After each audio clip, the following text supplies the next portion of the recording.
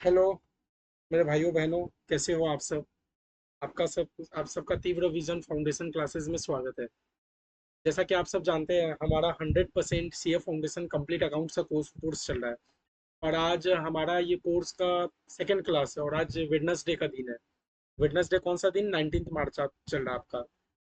तो अगर मैं उम्मीद करता हूँ कि आप जो भी मेरा ये वीडियो वॉच कर रहे हो, आप सब पहला वीडियो देख के आए होंगे। अगर आपने पहला वीडियो नहीं देखा है तो मेरा आपसे ये रिक्वेस्ट है कि आप पहले पहला वीडियो कंप्लीट कर लो, उसके बाद आप आज का देखो। आज का भी ऐसे समझ आ जाएगा, लेकिन क्या होता है ना, अगर आप पहला नहीं देखोगे, डायरेक्ट आप सेकंड देख लोगे तो क्या एक तो बेस नहीं जम पाता है। तो मैं आपसे यही रिक्वेस्ट करूंगा, जो जो आप डायरेक्टली आप सेकंड वीडियो देखने आए हो, बेसी टाइम नहीं लगेगा, आप स्किप करके देखो, आप स्पीड बढ़ा के देखो, लेकिन आप जैसे भी पहला वीडियो कंप्लीट कर लो। देखो थ्योरी है, थोड़ा सा बोरिंग लगेगा, लेकिन समझ जाओगे तो क्या है ना, लॉन्ग लास्टिंग। जब तक हम लोग सीए फाउंडेशन का अकाउंट से जो भी 80-90 लेक्चर हम लोग करेंगे, कहीं ना कहीं मैं आपको याद दिलाता रहूंगा कि आपको याद है ये चीज हम लोग पहला चैप्टर में हम लोग इंट्रोडक्शन में वीडियो में पढ़े थे। पहला चैप्टर में हम लोग जब थ्योरी पढ़ रहे थे, हम लोगों ने ये चीज कवर किया था। तो इसीलिए मैं बोल रहा हूँ कि आप लोग प्लीज, हाथ जोड़ के रिक्वेस्ट है, आपका बोलोगे तो आपका मैं देखो पैर पकड़ ले रहा हूँ। आप जो भी करो, लेकिन आप चैप्टर 1 को एकदम सीरियसली पढ़ो। एग्जाम में क्वेश्चन आए ना आए, मैटर नहीं करता, हमें ये समझने के लिए पढ़ना है। ठीक है। तो देखो हम लोग का चैप्टर 1 में आज हम लोग का जो जो चीज बचा हुआ है, आज हम लोग वो चीज कंप्लीट कर लेंगे। ठीक है। अगर आप बोलोगे तो मैं आपको लास्ट दिन का वापस से रिवीजन करा देता हूँ। 5-10 मिनट लगेगा। हम लोग मतलब लास्ट साल हम लोग जो जो पढ़े थे, पहले हम लोग वो रिवीजन कर लेते हैं, उसके बाद आज हम लोग आगे बढ़ जाते हैं। ठीक है। तो देखो हमारा चैप्टर 1 का जो अकाउंट्स है, उसमें चैप्टर 1 के अंदर 7 यूनिट है। 7 यूनिट के अंदर हम लोग सबसे पहला यूनिट पढ़ रहे हैं। सबसे पहला यूनिट क्या है, जो हम लोग को अकाउंटिंग का मीनिंग और स्कोप बताता है कि अकाउंटिंग कहाँ कहाँ तक सीमित है। एक अकाउंटिंग का हम लोग को बेसिक मतलब बताता है और स्कोप बताता है। आप सब अगर लास्ट दिन इसको पढ़े हो घर में, थोड़ा सा भी आप इसको रिवीजन करके आए तो बहुत बेटर है, आज आप लोग को और अच्छा ही समझ आएगा। ठीक है। तो देखो सबसे पहले हम लोग क्या समझे थे कि भैया सिर्फ कोई भी देखो, बिजनेस तो सब कर रहा है। बिजनेस सब कर रहा है तो बिजनेस में ट्रांजेक्शन हो रहा है। तो हर ट्रांजेक्शन को आप कॉपी में लिख लेते हो तो क्या वो अकाउंटिंग हो गया? मैंने कहा था नहीं, वो चीज तो अकाउंटिंग नहीं होता। अकाउंटिंग मतलब खाली आप रिकॉर्ड कर ले रहे हो, डायरी खोल ले रहे हो, लाइन टान ले रहे हो, रिकॉर्ड कर ले रहे हो, नहीं। हम लोग बोले थे अकाउंटिंग ये चीज होता है, जिस अकाउंटिंग एक बिजनेस का लैंग्वेज होता है। इसको रीड करते ही हम लोग को बिजनेस का ओवरऑल पोजीशन पता चल जाता है। हम लोग को बिजनेस का परफॉर्मेंस पता चल जाता है कि बिजनेस पास्ट में कैसा था, आज कैसा है, और फ्यूचर में और कितना ग्रो कर सकता है। समझ आ रहा है? अकाउंटिंग एक बिजनेस का लैंग्वेज होता है, हम लोगों ने ये देखा था। फिर हम लोग का नेक्स्ट डाउट मन में ये था कि भैया बिजनेस अकाउंटिंग में हम लोग क्या चीज का रिकॉर्डिंग करेंगे? तो मैंने कहा था क्या चीज का क्या करेंगे? ट्रांजेक्शन का रिकॉर्डिंग करेंगे। अब आपके मन में ये डाउट था, आप ही में से एक बच्चे ने बोला था कि ट्रांजेक्शन और इवेंट तो एक ही जैसा है। मैंने आपको बोला नहीं, ट्रांजेक्शन और इवेंट एक जैसा नहीं है। मैंने आपसे सामान खरीदा, या मैंने आपको सामान बेचा, या मैंने कोई चीज के पीछे खर्चा किया, तो ये है ट्रांजेक्शन। अब ये ओवरऑल ट्रांजेक्शन को करके इसका रिजल्ट क्या आया, मेरा प्रॉफिट हुआ कि लॉस हुआ कि क्या हुआ, ये होता है इवेंट। तो हमारा डेफिनेशन भी कैसे लिखा है? Transaction is use to mean a business performance of an act. कोई भी आप एक्ट परफॉर्म कर रहे हो अपने बिजनेस पे, वो होता है हमारा ट्रांजेक्शन। जबकि हमारा इवेंट क्या होता है? इवेंट होता है कि वो ट्रांजेक्शन को करके क्या कंसिक्वेंस आया, हमारा क्या रिजल्ट आया वो ट्रांजेक्शन को करके, वो चीज हमारा होता है इवेंट। हम लोगों ने लास्ट दिन बड़ा डिटेल में पढ़ लिया था। ये समझ तो बहुत इजी था, उम्मीद करता हूँ आप सब को आ गया होगा। नहीं समझ आया होगा तो आप कमेंट कर सकते हो। ठीक है। फिर ये तो हम लोग देख ही लिए थे कि accounting language of the business होता है। ठीक है। मैं आपको जितना पढ़ा रहा हूँ उतना आपके लिए इनफ है। बहुत कॉन्सेप्चुअल भी इनफ है, एग्जाम के लिए भी इनफ है। हम लोग को दोनों साइड पकड़ के चलना है। ठीक है। फिर हम लोग पढ़े थे भैया अकाउंटिंग का मीनिंग बताइए। तो सबसे पहले हम लोग अकाउंटिंग का 1961 का डेफिनेशन चेक किए थे। 1961 में कौन सा इंस्टीट्यूट हम लोग को डेफिनेशन बताया था? जैसे ही हमारा इंडिया में institute of chartered accountant of India है, वैसे ही अमेरिका में कौन सा इंस्टीट्यूट है? Institute of certified public accountant है। वो डेफिनेशन क्या दिया था कि अकाउंटिंग एक आर्ट है। आर्ट मतलब कला है। आप बोलोगे अकाउंटिंग तो कॉमर्स है, अरे कॉमर्स है, लेकिन यहाँ आर्ट बोलने का मतलब वो स्ट्रीम वाला आर्ट नहीं जो हम लोग 11-12 में सिलेक्ट करते, नहीं। यहाँ आर्ट बोलने का मतलब है कि एक कला है। अकाउंटिंग एक कला है। क्या कला है? जिसमें आप सबसे पहले रिकॉर्ड करते हो। रिकॉर्ड कहाँ करते हैं? जर्नल पे। चैप्टर 2 में बहुत अच्छे से सीखेंगे। रिकॉर्ड करने के बाद सारा जर्नल का एक एक अकाउंट को हम लोग लेजर पे क्लासीफाई कर देते हैं। क्लासिफाई करने के बाद पूरा ओवरऑल समराइज कर देते हैं ट्रायल बैलेंस में, कर दिए। और उसके बाद सारे ट्रांजेक्शन और इवेंट, कौन कौन सा चीज का रिकॉर्डिंग करेंगे, वो ट्रांजेक्शन और इवेंट जो कि फाइनेंशियल कैरेक्टर का है, और करने के बाद इंटरप्रेट खुद ही कर लो। ये था 1961 का डेफिनेशन। बट आज का जो हमारा मॉडर्न जमाना है, वो क्या बोलता है कि खाली खुद इंटरप्रेट मत करो, यूजर्स लोग के साथ कम्युनिकेट भी तो करो। आज का हमारा जो मॉडर्न वर्ल्ड है, वो क्या बोलता है कि खुद इंटरप्रेट मत करो, यूजर्स लोग के साथ कम्युनिकेट करो कि आपका अकाउंटिंग में क्या आया, अकाउंटिंग में आपका पोजीशन क्या है, फाइनेंशियल पोजीशन क्या है, फाइनेंशियल परफॉर्मेंस क्या है। तो इसीलिए क्या हुआ था, ये डेफिनेशन हो गया, ये डेफिनेशन और खत्म हो गया। अब ये डेफिनेशन को हम लोग न्यू डेफिनेशन से रिप्लेस कर दिए। नया डेफिनेशन क्या बोल रहा था, अकाउंटिंग में भी डिफाइंड एज वही चीज, रिकॉर्डिंग करो, क्लासिफाई करो, समराइज करो, एनालाइज करो, इंटरप्रेट करो, हर वो काम करो, बट साथ साथ कम्युनिकेट भी कर दो। किन लोग के साथ, वो पर्सन लोग के साथ। आप ये क्या, ये डेफिनेशन क्या बोलता है, वो पर्सन लोग के साथ कम्युनिकेट करो जो लोग आपके यहाँ पर इंटरेस्टेड है। न्यू डेफिनेशन ये बात बोला, ये हम लोग पढ़ लिए थे अच्छे से। फिर बोलता है क्या, देखो ये है प्रोसीड्यूरल एक्सपेक्ट ऑफ अकाउंटिंग। ये क्या बोलता है, इसमें सबसे पहले हम लोग फाइनेंशियल इंफॉर्मेशन जनरेट करते हैं। आपको हेडिंग मत याद रखो, ये बस हम लोग ये समझो, हम लोग अपना डेफिनेशन को डिटेल में पढ़ रहे हैं। रिकॉर्डिंग, रिकॉर्डिंग कहाँ करते हैं हम लोग, जर्नल में। ठीक है, अब जर्नल का कौन सा चीज क्या होता है, आपको चैप्टर 2 में बहुत अच्छे से समझ आएगा, तब भी मैं एकदम शॉर्ट में आपको बता दूं। तो जर्नल क्या होता है ना, देखो आप जर्नल में रिकॉर्ड तो कर रहे हो, अब आप रिकॉर्ड कर करके इतना सारा मोटा कर दे रहे हो। अब सोचो ना, हर जर्नल एंट्री में कभी परचेस का मार रहे हो, कभी सेल का मार रहे हो, कभी कैश का मार रहे हो, अच्छा लगेगा कि हर चीज एक ही फाइल में हो, नहीं ना। तो हम लोग जर्नल को भी क्या करते हैं, क्लासिफाई कर देते हैं अलग अलग बुक्स में, जिसको हम लोग क्या बोलते हैं, सब्सिडियरी बुक।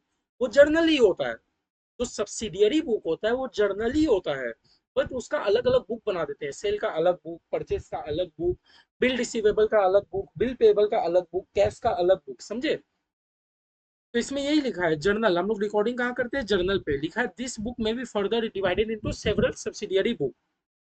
ठीक है, आपको डिटेल में चैप्टर 2 में समझने को मिलेगा। आप जल्दी जल्दी चैप्टर 1 कंप्लीट कीजिए, तो तब जाके हम लोग चैप्टर 2 पढ़ेंगे। क्लासिफाई हम लोग कहाँ करते हैं, लेजर पे करते हैं। लेजर में क्लासिफाई करने से क्या होता है, सारा ट्रांजेक्शन वन प्लेस में अपने को नजर आ जाता है, सारा ग्रुप ऑफ ट्रांजेक्शन। समराइजिंग कहाँ करते हैं, ट्रायल बैलेंस में करते हैं। ठीक है, समझ आया। अच्छा, समराइजिंग करने से अपने को क्या पता चलता है, ताकि, और वो समराइजिंग हम लोग इस तरह करते हैं ताकि हम लोग को इंटरनली भी हम लोग को हेल्प हो, साथ ही साथ एक्सटर्नल यूजर्स लोग को भी हेल्प हो जाए। इंटरनल मतलब हमारे कंपनी के भीतर जो मैनेजर है, मैनेजमेंट है, वो लोग को तो हेल्प हो, साथ ही साथ एक्सटर्नल यूजर्स लोग भी अच्छे से उसको रीड कर पाए। इस तरह हम लोग समराइज करते हैं। एनालिसिस मैंने समझ लिया, एनालिसिस करके हम लोग क्या पता लगाते हैं, हम लोग देखो ट्रायल बैलेंस तो एक पेज का सीट है, ट्रायल बैलेंस शीट तो देख के हम लोग आगे का पीएल बनाते हैं, बैलेंस शीट बनाते हैं। आप लोग 12 में पढ़े होंगे तो आपको पता है, नहीं पता तो कोई बात नहीं, हम लोग फिर से देखेंगे।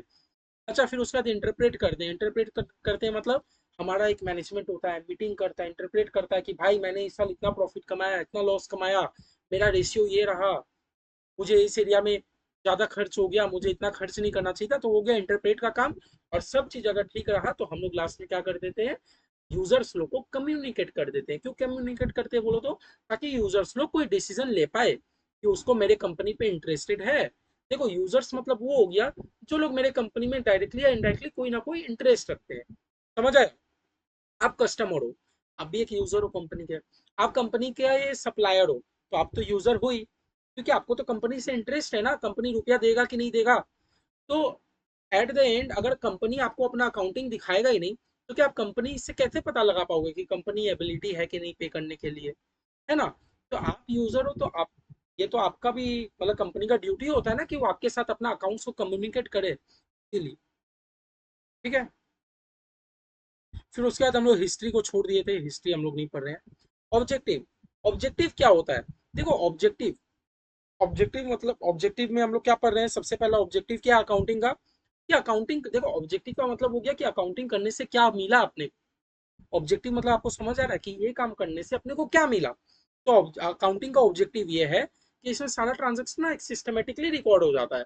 समझो ना, अगर अकाउंटिंग नहीं होता तो आप एक चीज एक कॉपी में लिख रहे हो, एक चीज एक कॉपी में लिख रहे हो, है ना। बहुत जन ऐसा करता है ना, कोई देखो दो टाइप के बच्चा होता है, क्या करता है, एक तो नोट्स एकदम प्रॉपर बनाता है, एक क्या करता है कभी इस जगह कभी उस जगह, कभी कॉपी के बीच पेज है, कभी पेज फाड़ के, कभी इधर कभी उधर। ये मैं हूँ, मैं ऐसे ही करता था। आज भी मेरे पास नोट्स का कोई प्रॉपर कॉपी नहीं है, मुझे जहां जगह मिला मैं कर लिया। तो क्या मैं वो काम सिस्टमेटिकली कर रहा हूँ? एकदम नहीं। तो अकाउंटिंग करने से क्या हो जाता है कि सारा ट्रांजेक्शन सिस्टमेटिक तरीके से एक सॉफ्टवेयर पे रिकॉर्ड रहता है। हो गया। अच्छा, अकाउंटिंग करने से अपने को क्या हुआ? अपने को रिजल्ट पता चला ना कि भाई मेरा कितने का प्रॉफिट हुआ, कितने का लॉस हुआ। अकाउंटिंग करने से क्या हुआ? मुझे मेरी कंपनी का फाइनेंशियल पोजीशन पता चला। फाइनेंशियल पोजीशन कैसे पता चला? बैलेंस शीट बना के पता चला। हम लोग का सब एक इंडिविजुअली आगे चैप्टर है, सब सीखेंगे। फिर उसके बाद क्या हुआ? अकाउंटिंग करने से क्या हुआ? हम लोगों ने ना यूजर्स को एक इंफॉर्मेशन भी दे दिया। यूजर्स लोग जो होते हैं, अभी आगे पढ़ेंगे यूजर्स लोग कौन होता है, कल भी बताया था। यूजर्स लोग को इन्फॉर्मेशन भी मिल जाता है ताकि यूजर्स लोग कोई डिसीजन बना पाए कि उसको मेरे कंपनी में इन्वेस्ट करना है कि नहीं करना है, उसको मेरे कंपनी के साथ डील करना है कि नहीं करना है। और अकाउंटिंग करने से ये भी मुझे पता चला कि क्या मेरा कंपनी सॉल्वेंट है। दो वर्ड होता है, एक सॉल्वेंट एक इनसॉल्वेंट। सॉल्वेंट मतलब कि हाँ मेरे पास एबिलिटी है, मैं अपना ड्यू क्लियर कर सकता हूँ। लेकिन अगर आपके पास एबिलिटी नहीं है ना, आप कोई का ड्यू नहीं क्लियर कर पा रहे हो, तो इसका मतलब भाई आप इंसॉल्वेंट हो गए हो। समझ आया? तो अकाउंट्स करने से मुझे ये भी पता चल जाएगा कि मेरा सॉल्वेंसी पोजीशन क्या है, मैं कोई का ड्यू क्लियर कर पाऊंगा कि नहीं कर पाऊंगा। समझ आ रहा है? तो उसके बाद हम लोग अकाउंटिंग का फंक्शन पढ़े थे। फंक्शन में अपने क्या पढ़े थे कि अकाउंटिंग करने से क्या होता है, हम लोग पास्ट परफॉर्मेंस को मेजर कर सकते हैं कि पास्ट परफॉर्मेंस कैसा था, उसके बदले आज हम लोग कैसा है। फिर अकाउंटिंग करने से हम लोग क्या कर सकते हैं, अपने फ्यूचर परफॉर्मेंस को फोरकास्ट भी कर सकते हैं कि पास्ट में ऐसा था, आज ऐसे हैं, तो फ्यूचर में अपने और बेटर बनेंगे। है ना? फिर अकाउंटिंग करने से क्या होता है, हम लोग एक डिसीजन ले सकते हैं कि हाँ मुझे इस एरिया में इन्वेस्ट करना चाहिए कि नहीं करना चाहिए, हाँ मेरा प्रॉफिट बहुत ज्यादा आ गया, मुझे ये काम कर लेना चाहिए। तो हम लोग एक डिसीजन बना पाते हैं। अकाउंटिंग से क्या होता है, हम लोग ना अदर अदर कंपनी के साथ अपने आप को कंपेयर भी कर पाएंगे। कंपेयर भी कर पाएंगे। समझ आ रहा है? कंट्रोल, जिस एरिया में हमारा ज्यादा वीकनेस है, हम लोग उस चीज को कंट्रोल भी कर पाएंगे ना।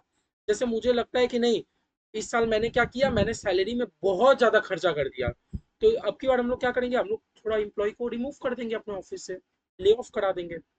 जिससे क्या है, मेरा सैलरी में बचत हो जाएगा। मतलब वीकनेस एरिया को हम लोग फाइंड कर पाएंगे अकाउंटिंग करने से। और लास्ट में टैक्सेशन के परस्पेक्टिव से भी हम लोग को अकाउंटिंग करना बहुत इंपॉर्टेंट हो जाता है, क्योंकि एट द एंड हम लोग अकाउंटिंग कर रहे हैं, हमारा जो नेट प्रॉफिट आएगा उसके ऊपर अपने को टैक्स देना होता है।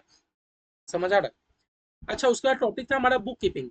तो मैंने आपको क्या बोला मेरे भाई, अगर आप एक कंपनी में हो और आपका ये काम है कि आप खाली रिकॉर्ड करते हो, जर्नल पे रिकॉर्ड करने के बाद क्लासीफाई कर देते हो, तो आप ये मत बोलना कि आप अकाउंटिंग करते हो, आप बुक कीपिंग का काम करते हो। ठीक है? देखो, book keeping is an activity concern with the recording of financial data. नीचे एक टर्म था फाइनेंशियल स्टेटमेंट मतलब क्या होता है, तो अभी के लिए बस आप एक बात, दो चीज याद रखो।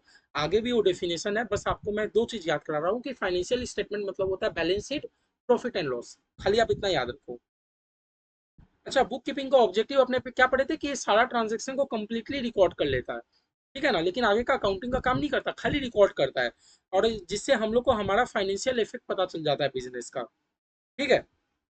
अच्छा, बुक कीपिंग और अकाउंटिंग का आप लोग डेफिनेट डिफरेंस देखे, तो बोल रहा है सम पीपल लोग क्या सोचता है ना कि बुक कीपिंग और अकाउंटिंग एक ही है। लेकिन ऐसा नहीं है, दोनों में बहुत डिफरेंस है। अकाउंटिंग तो बहुत बड़ा ब्रॉड सब्जेक्ट हो गया, देखो ना यहाँ लिखा accounting is a broad subject. Accounting एक वाइडर टर्म है, ब्रॉड सब्जेक्ट है। क्योंकि बुक कीपिंग तो छोटा सा है, बुक कीपिंग का स्कोप भी छोटा है। बुक कीपिंग में आप खाली रिकॉर्ड कर रहे हो, अकाउंटिंग में आप क्या कर रहे हो, पूरा ट्रायल बैलेंस बना के, पीएल बना के, बैलेंस शीट बना के, आगे जाके आप क्या क्या बना रहे हो, management accounting, human resource accounting, social responsibility accounting, ratio analysis, क्या क्या कर रहे हो। क्योंकि बुक कीपिंग में तो खाली रिकॉर्डिंग होता है। हम लोग डिफरेंस क्या देखे थे कि बुक कीपिंग में क्या करते हैं अपने, खाली रिकॉर्डिंग, जबकि अकाउंटिंग में हम लोग क्या कर देते हैं, समराइजिंग। बुक कीपिंग क्या करता है, एक बेस क्रिएट कर देता है। हाँ, क्योंकि अगर आप रिकॉर्ड ही नहीं करोगे तो आप आगे का अकाउंटिंग का काम तो नहीं कर पाओगे। तो बुक कीपिंग क्या करता है, एक बेस क्रिएट कर देता है अकाउंटिंग के लिए।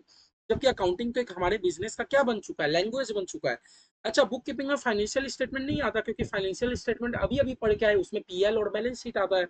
जबकि फाइनेंशियल स्टेटमेंट तो अकाउंटिंग के रूप में बनता है। अच्छा, मैनेजमेंट लोग क्या कोई डिसीजन ले पाएगा बुक कीपिंग देख के ना? क्योंकि जर्नल से देख के कोई क्या डिसीजन लेगा, जब तक उसके हाथ में प्रॉफिट एंड लॉस या बैलेंस शीट ना हो। तो ये सब काम हमारा अकाउंटिंग में होता है। अकाउंटिंग में क्या होता है, मैनेजमेंट लोग डिसीजन ले पाता है। फिर बुक कीपिंग का कोई सब फील्ड नहीं होता, जबकि अकाउंटिंग का कितना सब फील होता है, अभी हम लोग नीचे पढ़ेंगे, आज भी पढ़ेंगे, कल भी पढ़े थे। अच्छा, उसके बाद क्या बोलते हैं, हमारा बुक कीपिंग करने से फाइनेंशियल पोजिशन हम लोग पता नहीं लगा पाएंगे। कि हमारा कितने का एसेट है, कितने का लायबिलिटी है। जबकि हम लोग अकाउंटिंग करते हैं तो हम लोग को हमारा फाइनेंशियल पोजीशन पता चलेगा। और फाइनेंशियल पोजीशन कहाँ से पता चलता है? जब हम लोग बैलेंस शीट बनाएंगे। ये तो हम लोग अकाउंटिंग में करते हैं। अच्छा क्या बोले, ये तीनों का रिलेशन देख लो। बुक कीपिंग छोटा टर्म, बुक कीपिंग के ऊपर, बुक कीपिंग के बाद सारा काम हम लोग अकाउंटिंग करते हैं। जब ये दोनों का मिक्सचर होता है वर्ड अकाउंटेंसी, तो जब हम लोग वर्ड यूज करते हैं अकाउंटेंसी, अकाउंटेंसी में बुक कीपिंग भी हो गया, अकाउंटिंग भी हो गया। समझ आ रहा है? अच्छा फिर ये सब फील्ड ऑफ अकाउंटिंग हम लोग देखे थे। अकाउंटिंग का बहुत सारा सब फील्ड होता है, जैसे फाइनेंशियल अकाउंटिंग। आज हम लोग भीतर भी एक बार पढ़ लेते हैं फाइनेंशियल अकाउंटिंग। फाइनेंशियल अकाउंटिंग में क्या होता है? It covers the preparation and interpretation of financial statement. अच्छा, मतलब आप प्रिपेयर कर रहे हो, क्या चीज का प्रिपेयर कर रहे हो? फाइनेंशियल स्टेटमेंट का। ध्यान से वर्ड को देखो। आप प्रिपेयर कर रहे हो, क्या चीज प्रिपेयर कर रहे हो? Financial statement. फाइनेंशियल स्टेटमेंट मतलब बैलेंस शीट, पीएल। आप अगर ये चीज प्रिपेयर कर रहे हो तो इसका मतलब आप फाइनेंशियल अकाउंटिंग कर रहे हो। मेरा भाई बात समझ आ रहा है? अगर आप एक कंपनी का फाइनेंशियल स्टेटमेंट प्रिपेयर कर रहे हो, फाइनेंशियल स्टेटमेंट में क्या क्या चीज आ गया? बैलेंस शीट आ गया, पीएल आ गया, तो इसका मतलब आप वो कंपनी का फाइनेंशियल अकाउंटिंग कर रहे हो। समझ आया? एकदम शॉर्ट शॉर्ट में बस आप इतना याद रखो। अच्छा, प्रिपेयर करने के बाद क्या खुद ही रख लेंगे? नहीं, यूजर लोग के साथ कम्युनिकेट कौन करेगा भैया? कम्युनिकेट तो करना इंपॉर्टेंट है हमारे लिए। अच्छा, उसके बाद हमारा दूसरा सब फील्ड क्या आता है? Management accounting. तो मैनेजमेंट अकाउंटिंग में क्या चीज होता है? It is concern with the internal reporting. Actually देखो, मैनेजमेंट अकाउंटिंग क्या होता है मैं आपको बताता हूँ। एक कंपनी अगर चल रहा है, एक बिजनेस अगर रन हो रहा है, तो बिजनेस को चलाने के लिए बहुत टाइप के डिसीजन मैनेजर लोग को लेने होते हैं। अब उसमें मैनेजर लोग क्या क्या डिसीजन ले सकता है कि एक प्रोडक्ट के साथ आगे बढ़े या ना बढ़े। क्या ये मुझे, जैसे मैनेजमेंट लोग बहुत टाइप का डिसीजन लेता है। देखो देखो क्या, जैसे मैं एक एग्जांपल दे रहा हूँ आपको। एक बहुत बड़ा मशीनरी खरीदना है, आपका बिजनेस है, बहुत बड़ा मशीनरी खरीदना है, मशीनरी का दाम है 10 करोड़। तो मैनेजमेंट लोग को बैठ के डिसीजन लेना है ना कि भाई मैं ये 10 करोड़ का मशीन खरीद लूँ, या मैं भाड़ा में ले लूँ, हायर कर लूँ, या मैं बैंक से लोन लेके खरीद लूँ। तो मैनेजमेंट लोग को क्या है ना, बहुत सारी टाइप का डिसीजन लेना पड़ता है। वो डिसीजन के रिस्पेक्ट में मैनेजर लोग क्या करते हैं, अलग अलग अपना मैनेजमेंट अकाउंटिंग प्रिपेयर करवाते हैं। अब देखो, मैनेजमेंट में हो सकता है बहुत सारे ऐसे व्यक्ति भी हो, बहुत सारे ऐसे डायरेक्टर्स लोग हो जिन लोग को अकाउंटिंग नहीं आता अच्छे से। पॉसिबल है ना? तो उन लोग को हम लोग को कैसे समझाना पड़ता है? हम लोग उन लोग को चार्ट बना के दिखाएंगे, ग्राफ्स बना के दिखाएंगे। है ना? जरूरी तो नहीं है कि आपके मैनेजमेंट में जितने लोग हैं सबको अकाउंटिंग समझ में आए। तो उसके लिए मैनेजमेंट को क्या करना पड़ता है? बार ग्राफ, चार्ट, अलग अलग टाइप का रेशियो एनालिसिस कर करके उनको दिखाना पड़ता है कि सर देखिए, आप हमारे बिजनेस के लिए ये चीज प्रॉफिटेबल है, ऐसा करना चाहिए, वो ऐसा करना चाहिए। तो इसीलिए बोल रहा है कि मैनेजमेंट अकाउंटिंग क्या होता है? इंटरनल रिपोर्टिंग होता है, इंटरनल। इसमें आप बाहर के यूजर्स को कम्युनिकेट नहीं करते, ये आपका इंटरनल रिपोर्टिंग है। तो यही सब बहुत सारे डिसीजन लेने के लिए हम लोग क्या करते हैं? मैनेजमेंट अकाउंटिंग भी बनाते हैं। ठीक है? फिर उसके बाद क्या होता है? Cost accounting. अच्छा, कॉस्ट अकाउंटिंग तो करना बहुत जरूरी है अगर आप एक मैन्युफैक्चरिंग कंपनी हो। मैन्युफैक्चरिंग कंपनी मतलब आप कोई चीज का प्रोडक्शन कर रहे हो। देखो, आप एक मान लो पेन बनाने की आप कंपनी हो, लेकिन आपसे कोई पूछ ले भैया आप पेन तो 10 रुपया का बेच रहे हो, लेकिन आपको बनाने में कितने का कॉस्ट आ रहा है? आपको यही नहीं पता कॉस्ट कितने का। आप बोल रहे हैं कॉस्ट तो नहीं पता, लेकिन हाँ प्रॉफिट अच्छा खासा हो जाएगा। नहीं, आपको कॉस्ट भी तो पता करना होगा ना कि एक पेन बनाने के लिए कितना कॉस्ट लगा। ये पेन का जो इंक है, इसके कितना का कॉस्ट है, ये पेन का जो बाहर का ये है, ये कितने का कॉस्ट का है। आपको सब तो पता लगाना होगा ना। तो इसीलिए क्या करते हैं हम लोग, एक तो अलग अकाउंट्स मेंटेन करते हैं, कॉस्ट अकाउंटिंग नाम है। ठीक है? जिसमें हम लोग को ये पता चल जाता है कि ओवरऑल एक पेन बनाने में मेरा कॉस्ट कितना पड़ा। इसके ऊपर हम लोग प्रॉफिट ऐड करके हम लोग सेल कर देते हैं।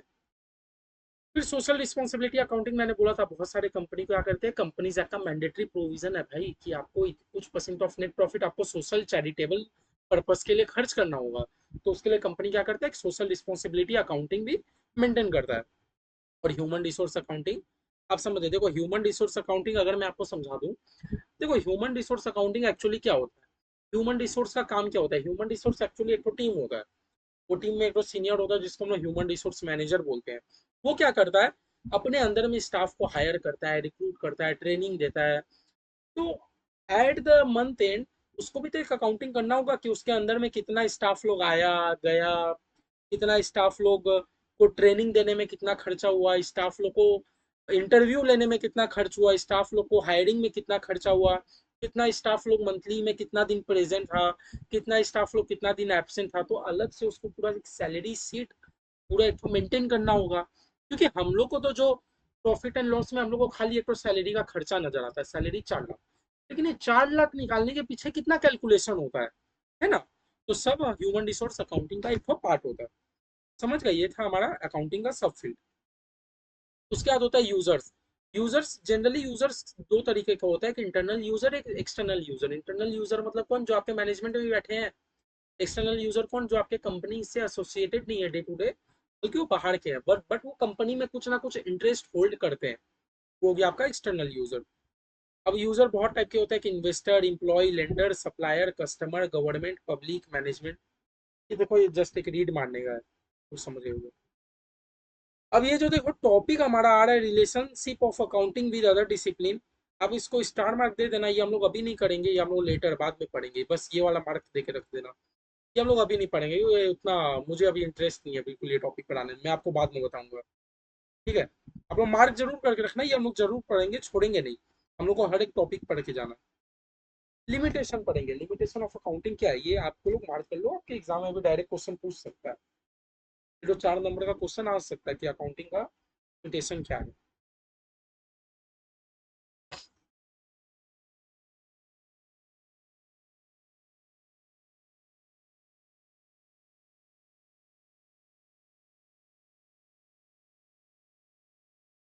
देखो, सबसे पहले आप एक बात जान लो, जो कि हर चीज में एडवांटेज तो नहीं हो सकता कोई ना। लिमिटेशन आप लोग वर्ड समझ रहे हो ना, डिसएडवांटेज, लूप होल। नहीं, लूप होल नहीं बोल सकते, लूप होल मतलब जहाँ तो वो हर चीज में खाली एडवांटेज नहीं होता, डिसएडवांटेज भी होता है हर चीज में। अकाउंटिंग का आज क्या क्या कैसे लिमिटेशन है, मैं आपको डायरेक्ट बताता हूँ।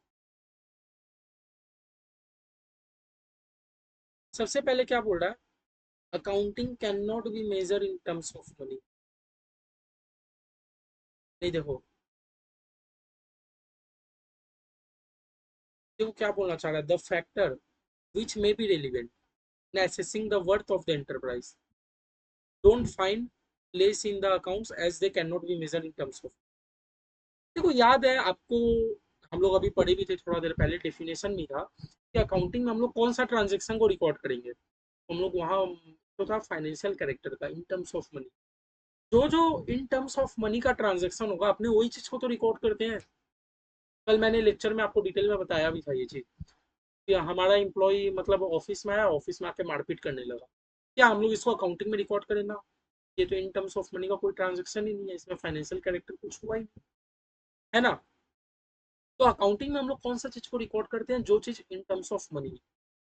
अब एक बात सोचो, आपको तो ये अकाउंटिंग में नजर आ रहा है कि हम लोगों ने इतना का सामान बेचा है, इतना का ये किया वो किया, लेकिन आप एक बात बताओ, ये सारा नेट प्रॉफिट कमाने के पीछे मेहनत किसका है। मैं एक बात बोलूं, मेहनत तो आपके एम्प्लॉयज का है। अगर आपके एम्प्लॉयज नहीं होते, तो क्या आज आप इतना बड़ा बिजनेस रन कर पाते, क्या आप नेट प्रॉफिट कमा पाते, नहीं ना। समझ आ रहा है बात मेरा। मैं बस इतना बोल रहा हूँ कि हम लोग अकाउंटिंग में वही चीज को रिकॉर्ड करते हैं जिसका मनी में हम लोग कैलकुलेट कर पाए, इन टर्म्स ऑफ मनी हम लोग जिसको देख पाए। लेकिन आप एक बात बताओ, आज आप इतना नेट प्रॉफिट क्यों कमा रहे हो, इसमें आपका इतना एम्प्लॉय का मेहनत लगा है, तो क्या इतना एम्प्लॉय जो आपका मेहनत कर रहा है दिन रात कंपनी को आगे बढ़ाने के लिए, क्या उस चीज को हम लोग अकाउंटिंग में रिकॉर्ड कर रहे हैं। तो पहला पॉइंट हमारा वही बताना चाह रहा है कि कुछ ऐसे फैक्टर होते हैं हमारे लिए जो कि जरूरी है, जो कि जरूरी है एक एंटरप्राइज का वर्थ पता करने के लिए।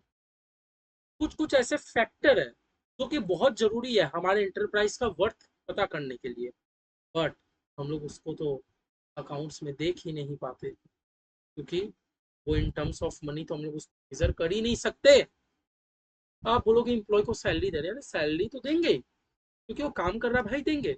लेकिन आप एक बात बताओ, अपार्ट फ्रॉम सैलरी जाओ, आज वो अपने आपके बिजनेस को अपना घर समझ के सुबह से लेके शाम तक आता है और दिन रात बढ़िया से काम करता है, क्या हम लोग उस चीज को रिकॉर्ड करते हैं। क्योंकि क्यों नहीं रिकॉर्ड करते, क्योंकि वो तो इन काइंड हो गया, इन काइंड हो गया, उसको बदले में ठीक है मिलता है कुछ। है ना। लेकिन आप अकाउंटिंग में तो उस चीज को रिकॉर्ड नहीं करते। सबसे बड़ा बात लिमिटेशन ये है कि बहुत ऐसा फैक्टर है जो कि हमारे इंटरप्राइज के लिए बहुत जरूरी होता है, लेकिन वो चीज अकाउंटिंग में नहीं शो होता क्योंकि वो इन टर्म्स ऑफ मनी है ही नहीं। है ना, अकाउंटिंग में हम लोग खाली जो इन टर्म्स ऑफ मनी ट्रांजेक्शन हम लोग उसी को रिकॉर्ड करते हैं। ठीक है। 2 नंबर पॉइंट हमारा क्या बोलता है कि जो हम लोग बैलेंस शीट बनाते हैं ना, shows the position of the business on the day of its preparation and not on the future day। देखो दूसरा हमारा लिमिटेशन क्या बोल रहा है कि आप जो भी बैलेंस शीट बनाते हो, बैलेंस शीट में कौन सा दिन का हम लोग को बैलेंस सब नजर आता है? याद है एज ऑन 31 मार्च? याद है हम लोग बचपन में बैलेंस शीट ऐसे बनाए होते थे, बैलेंस शीट एज एट 31 मार्च 2024 था, रहता था ना। तो ये पॉइंट हमारा क्या बोलना चाह रहा है कि एज ए यूजर, अब ठीक है पिछले साल में जो हुआ हुआ, हम लोग क्या देखना चाहते हैं, आगे साल हमको बताओ कि आगे साल हमारा कंपनी कितना ग्रो करने वाला है। क्या ये चीज अकाउंटिंग बता पाता? नहीं ना। क्यों? बोल तो दिया कि बैलेंस शीट भी हमको वही पोजीशन दिखाता है जिस दिन वो प्रिपेयर हुआ था। वो फ्यूचर डेट का कुछ नहीं बताता। आज हम लोग फ्यूचर डेट के लिए क्या कर सकते हैं? आज हम लोग खाली अंदाजा लगा सकते हैं कि हाँ फ्यूचर में इतना प्रॉफिट होने वाला है, फ्यूचर में इतना लॉस होने वाला है, कंपनी अच्छा रन कर रहा है, कंपनी का पास्ट रिकॉर्ड अच्छा है। बट क्या हम लोग फ्यूचर डेट का हम लोग कोई भी ट्रांजेक्शन को रिकॉर्ड करते हैं? नहीं करते ना। कोई बोल रहा है बैलेंस शीट तो शो ही नहीं करता। बैलेंस शीट तो हम लोग को एज ऑन डेट का खाली हम लोग को ट्रांजेक्शन दिखाता है, फ्यूचर डेट का तो कुछ दिखाता ही नहीं है। तीसरा मेन इंपॉर्टेंट बात, देखो आपका बैलेंस शीट कब बन रहा है? 31 मार्च 2024 का। हाँ 31 मार्च 2024 में हम लोग मतलब साल कौन सा शुरू हो रहा था? 1 अप्रैल 2023 से शुरू हो रहा था। देखो आपका साल कब से शुरू होता है? एग्जाम्पल लेते हैं, 1 अप्रैल 2023। साल कब खत्म हुआ? 31 मार्च 2024 को। आपका बैलेंस शीट कौन सा दिन बना? इस डेट को। सोच रहे हो 12 महीना पहले आपने कोई खर्चा किया था 1 लाख का, आज वो 1 लाख का खर्चा जैसे तैसे बैलेंस शीट में नजर आ। क्या इस बीच आपका रुपया कोई इन्फ्लेशन नहीं आया? क्या आपका डॉलर 80 रुपया से 82 रुपया नहीं हुआ? क्या आपका रुपया और डॉलर का कन्वर्जन 80 से 79 नहीं हुआ? रुपया में कुछ तो चेंज आया होगा। आप बात समझ रहे हो? हमारा साल शुरू होता है 1 अप्रैल 2023 को, और हमारा साल कौन सा दिन खत्म होता है? 31 मार्च 2024 को। बैलेंस शीट कौन सा दिन आप बना रहे हो? 31 मार्च 2024 को। 1 अप्रैल को आपने कुछ खर्चा किया था 1 लाख रुपया, आज भी हमारे बैलेंस शीट में वो 1 ही लाख नजर आ रहा है। क्या इस बीच कोई भी रुपया में अप डाउन नहीं आया था? आया तो होगा। क्या वो चीज हम लोग को अकाउंट्स दिखाया? आया। क्योंकि अकाउंटिंग तो वो चीज को इग्नोर कर देता है। कोई बोल रहा है accounting ignore changes in some money factor like inflation. बात समझ। चौथा पॉइंट हम लोग का क्या आता है कि there are occasion where when accounting principle conflict with each other. ये बड़ा इंपॉर्टेंट है। बहुत सारा ऐसा प्रिंसिपल है जहां पर अकाउंटिंग प्रिंसिपल ही आपस में कॉन्फ्लिक्ट हो जाता है।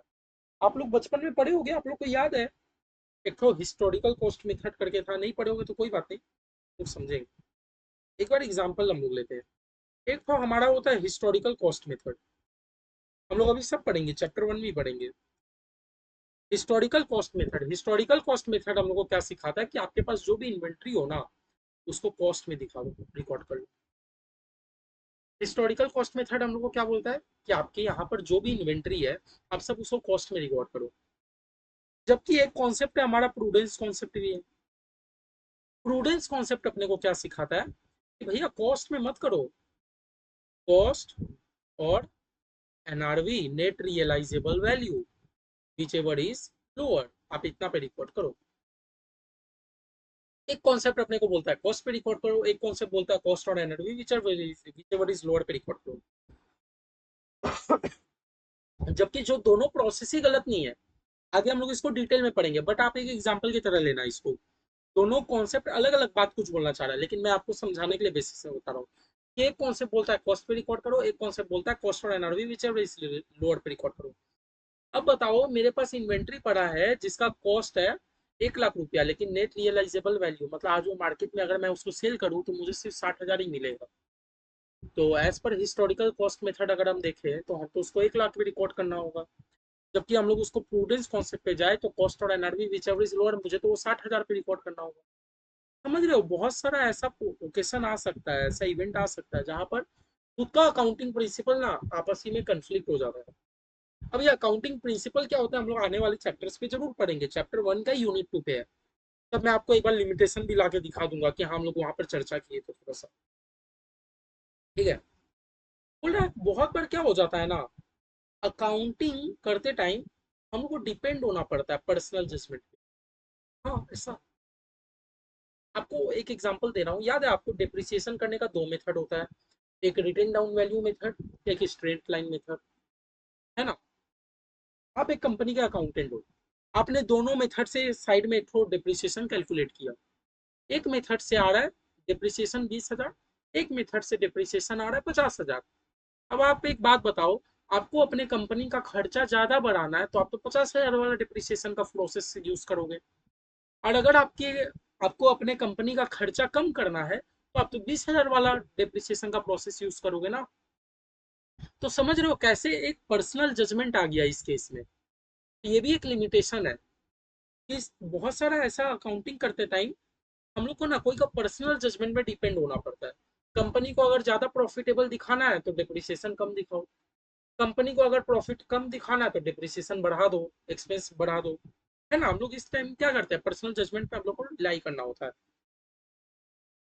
ये वाला पॉइंट क्या बोल रहा है, financial statement consider those asset which can be express in monetary item, वही वाला बात हो गया पहला नंबर, कि फाइनेंशियल स्टेटमेंट हमारा खाली मॉनेटरी टर्म वाला एसेट को शो करता है, जबकि वो इग्नोर ही कर देता है कि इम्प्लॉय भी तो हमारा एसेट है। इम्प्लॉय अगर काम नहीं करेगा तो क्या आज हम इतना आगे बढ़ पाते हैं, नहीं ना। क्या फाइनेंशियल स्टेटमेंट कहीं पर भी ये चीज शो करता है? एकदम नहीं। ये भी एक लिमिटेशन है। लास्ट वाला पॉइंट भी सेम ही है, different accounting policy for treatment of same item, ये वाला कि सेम आइटम को अपने को ट्रीट करना है, लेकिन देखो आपस में दो चीज कंफ्लिक्ट हो गया, ये भी सेम चीज है। समझ आ रहा? तो हर चीज में क्या होता है ना, कोई एडवांटेज डिसएडवांटेज तो लगा रहता है। समझ आ गया? लिमिटेशन में आपको फिर से बोल दूं कि बहुत बार ऐसा फैक्टर हो जाता है जो कि हमारे इंटरप्राइज के लिए बहुत वर्थ वर्थ वाला चीज होता है, जैसे इम्प्लॉय। इम्प्लॉय हमारे इंटरप्राइज के लिए वर्थ वर्थ है कि वर्थलेस है? वर्थ है भाई। अगर एम्प्लॉय काम ना करे तो हमारा इंटरप्राइज आगे नहीं बढ़ पाएगा ना। लेकिन अकाउंटिंग वो चीज को तो शो ही नहीं करता, क्योंकि अकाउंटिंग तो खाली मॉनिटरी टर्म्स के आइटम को रिकॉर्ड करता है, एक लिमिटेशन। सेकंड लिमिटेशन क्या हो गया कि जो हम लोग बैलेंस शीट बना रहे हैं वो तो हम लोग एज ऑन डेट का बना रहे हैं, बट एज ए इन्वेस्टर मुझे ये इंटरेस्ट जानने में इच्छुक है कि आगे साल आपका कंपनी और क्या परफॉर्म करने वाला है। ये चीज तो अकाउंट शो नहीं करता। तीसरा आपका क्या लिमिटेशन हो गया कि अकाउंटिंग ना, मतलब इन्फ्लेशन वगैरह को, जो रुपया में चेंजेस आया, आज रुपया 80, आज 1 रुपया टू डॉलर कंपेरिजन 80 रुपया है, लेकिन परसों 82 रुपया था, 82 रुपया था। अकाउंटिंग ये सब चीज को क्या कर देता है, इग्नोर कर देता है। चौथा चीज अपने क्या पढ़े कि बहुत बार क्या होता है ना, सेम हम लोग को ट्रीटमेंट करना है, मतलब एक ही काम के लिए अकाउंटिंग का खुद का दो प्रिंसिपल आपसी में कंफ्लिक्ट हो जाता है। हम लोग देखें तो जैसे एक प्रोसेस अपने को क्या बोलता है, हिस्टोरिकल कॉस्ट में रिकॉर्ड कर दो, एक बोलता है प्रूडेंस में रिकॉर्ड करो। ठीक है। दोनों ही अपने जगह सही है, और दोनों का क्या प्रॉपर आंसर आएगा ये हम लोग पढ़ेंगे, इसके बाद वाले चैप्टर में पढ़ेंगे, चैप्टर मतलब यूनिट में, चैप्टर 1 का यूनिट 2। फिर अपने को एक एक ये भी लिमिटेशन है कि बहुत बार ऐसा सिचुएशन आ जाता है कि हम लोग को एक पर्सनल जजमेंट पे रिलाई करना होता है, जैसे डिप्रिसिएशन करने का, straight line method, WDV method. अब आप कौन सा मेथड यूज करोगे? अगर आपको खर्चा ज्यादा दिखाना है तो जिसमें ज्यादा डिप्रिसिएशन हो आप वो वाला प्रोसेस लो, अगर आपको खर्चा कम दिखाना है तो जिसमें कम डिप्रिसिएशन आया आप वो वाला प्रोसेस लो। ठीक है ना। 6 और 7 नंबर सेम है कि वो खाली मॉनिटरी टर्म को दिखाता है, ये वही वाला है। देखो इसे बोल भी रहा है human resource, human resource although very important asset. हाँ, ह्यूमन रिसोर्स हमारे लिए एसेट है भाई, क्योंकि ह्यूमन रिसोर्स अगर हमारे इम्प्लॉय लोग काम नहीं करेंगे, ह्यूमन रिसोर्स अगर ठीक से मतलब रिक्रूट नहीं करता, इंटरव्यू नहीं लेता, प्रॉपर आपके मतलब वैल्यूएबल इम्प्लॉय को हायर नहीं करता, तो कैसे आप ये काम कर लेते आगे? इतना बिजनेस तो आप आगे नहीं बढ़ा पाते ना। लेकिन अकाउंटिंग तो ये हर चीज को इग्नोर कर देता है मेरे भाई, है ना। 7 नंबर वही बोल रहा है कि सेम आइटम को ट्रीटमेंट करने के लिए डिफरेंट अकाउंटिंग पॉलिसी हो जाता है। गर्मी बहुत बढ़ गया मेरे भाई, और मेरे घर का एसी खराब हो गया है। मिनट ब्रेक दोगे?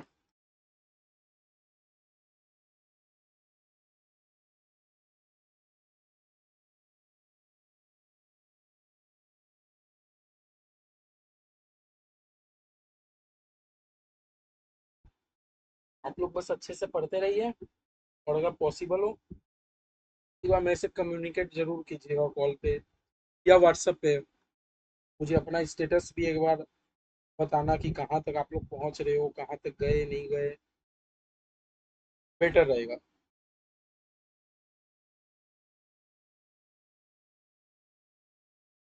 नंबर मैंने दे भी दिया है, डिस्क्रिप्शन में भी दे दिया, और आप लोग अपने फ्रेंड लोग को भी रेफर कर दो क्लासेस के लिए। देखो क्या है, देखो जिन लोगों ने पेड कोर्स खरीद लिया बहुत अच्छा बात है, जिन लोगों ने पेड कोर्स नहीं किया, मेरा टारगेट आप लोग के ऊपर है। मैं आपसे वादा करता हूँ, आज नहीं, अगर मैं फ्यूचर में पेड कोर्स भी लाऊंगा तो आपके लिए एक बार फ्री में भी मैं कोई ना कोई बैच लाऊंगा। ये देखो होता क्या है ना, आज मैं भी जब देखो, मैंने भी जब अपना स्टडी शुरू किया था, मैंने फेस किया था, बहुत सारे ऐसे स्टूडेंट लोग होते हैं तो वो पढ़ने का तो इच्छा है लेकिन वो पढ़ नहीं पाते, क्योंकि वो सीए का कोचिंग से ही डर जाते हैं भाई। एक सब्जेक्ट 10,000, एक subject 9,000, CA foundation coaching 20,000 overall subject. तो स्टूडेंट के मन में क्या एक अलग से डर पैदा हो गया, तो 20,000 रुपये मैं ट्यूशन में दूँ, इंस्टीट्यूट में अलग से 11-12 जो हजार लगता है वो दूँ, अलग से मैं पढ़ने के लिए लैपटॉप खरीदूँ, डिवाइस खरीदूँ, तो अल्टीमेट में अगर मुझे सीए फाउंडेशन पढ़ना है तो 70-80 हजार का इन्वेस्ट लगेगा, है ना। तो इसीलिए मैं क्या कोशिश किया हूँ कि आपको मैं फ्री में पूरा कंटेंट मैं आपको दे पाऊँ। मेरा यही टारगेट रहेगा। देखो आप लोग का भी सपोर्ट का मुझे जरूरत है, हो सकता है कि मैं कोई एरिया में लैग कर रहा हूँ जहाँ पे मैं आपको बहुत अच्छा से कॉन्सेप्चुअल क्लैरिटी नहीं करा पा रहा हूँ, लेकिन मैं आपसे यही रिक्वेस्ट करूंगा, हाथ जोड़ के रिक्वेस्ट करूंगा कि आप मुझे कमेंट करके वो चीज़ बताएं। मैं ऐसा नहीं बोल रहा हूँ कि पब्लिक से छुपाना है, मुझे बताओ, मेरी गलती बताओ कि भैया मैं कहाँ लैग कर रहा हूँ, तब ना मैं सीखूंगा, तब ना मैं और आगे जाके और ज्यादा प्रोडक्टिविटी दे पाऊंगा। बट आप कमेंट जरूर किया करो, आप तो कमेंट नहीं करते हो लेकिन।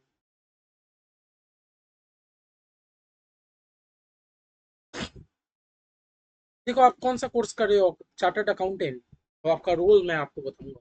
बताओ पर आप रहे हो, रोल मेरे को बताना पड़ता है।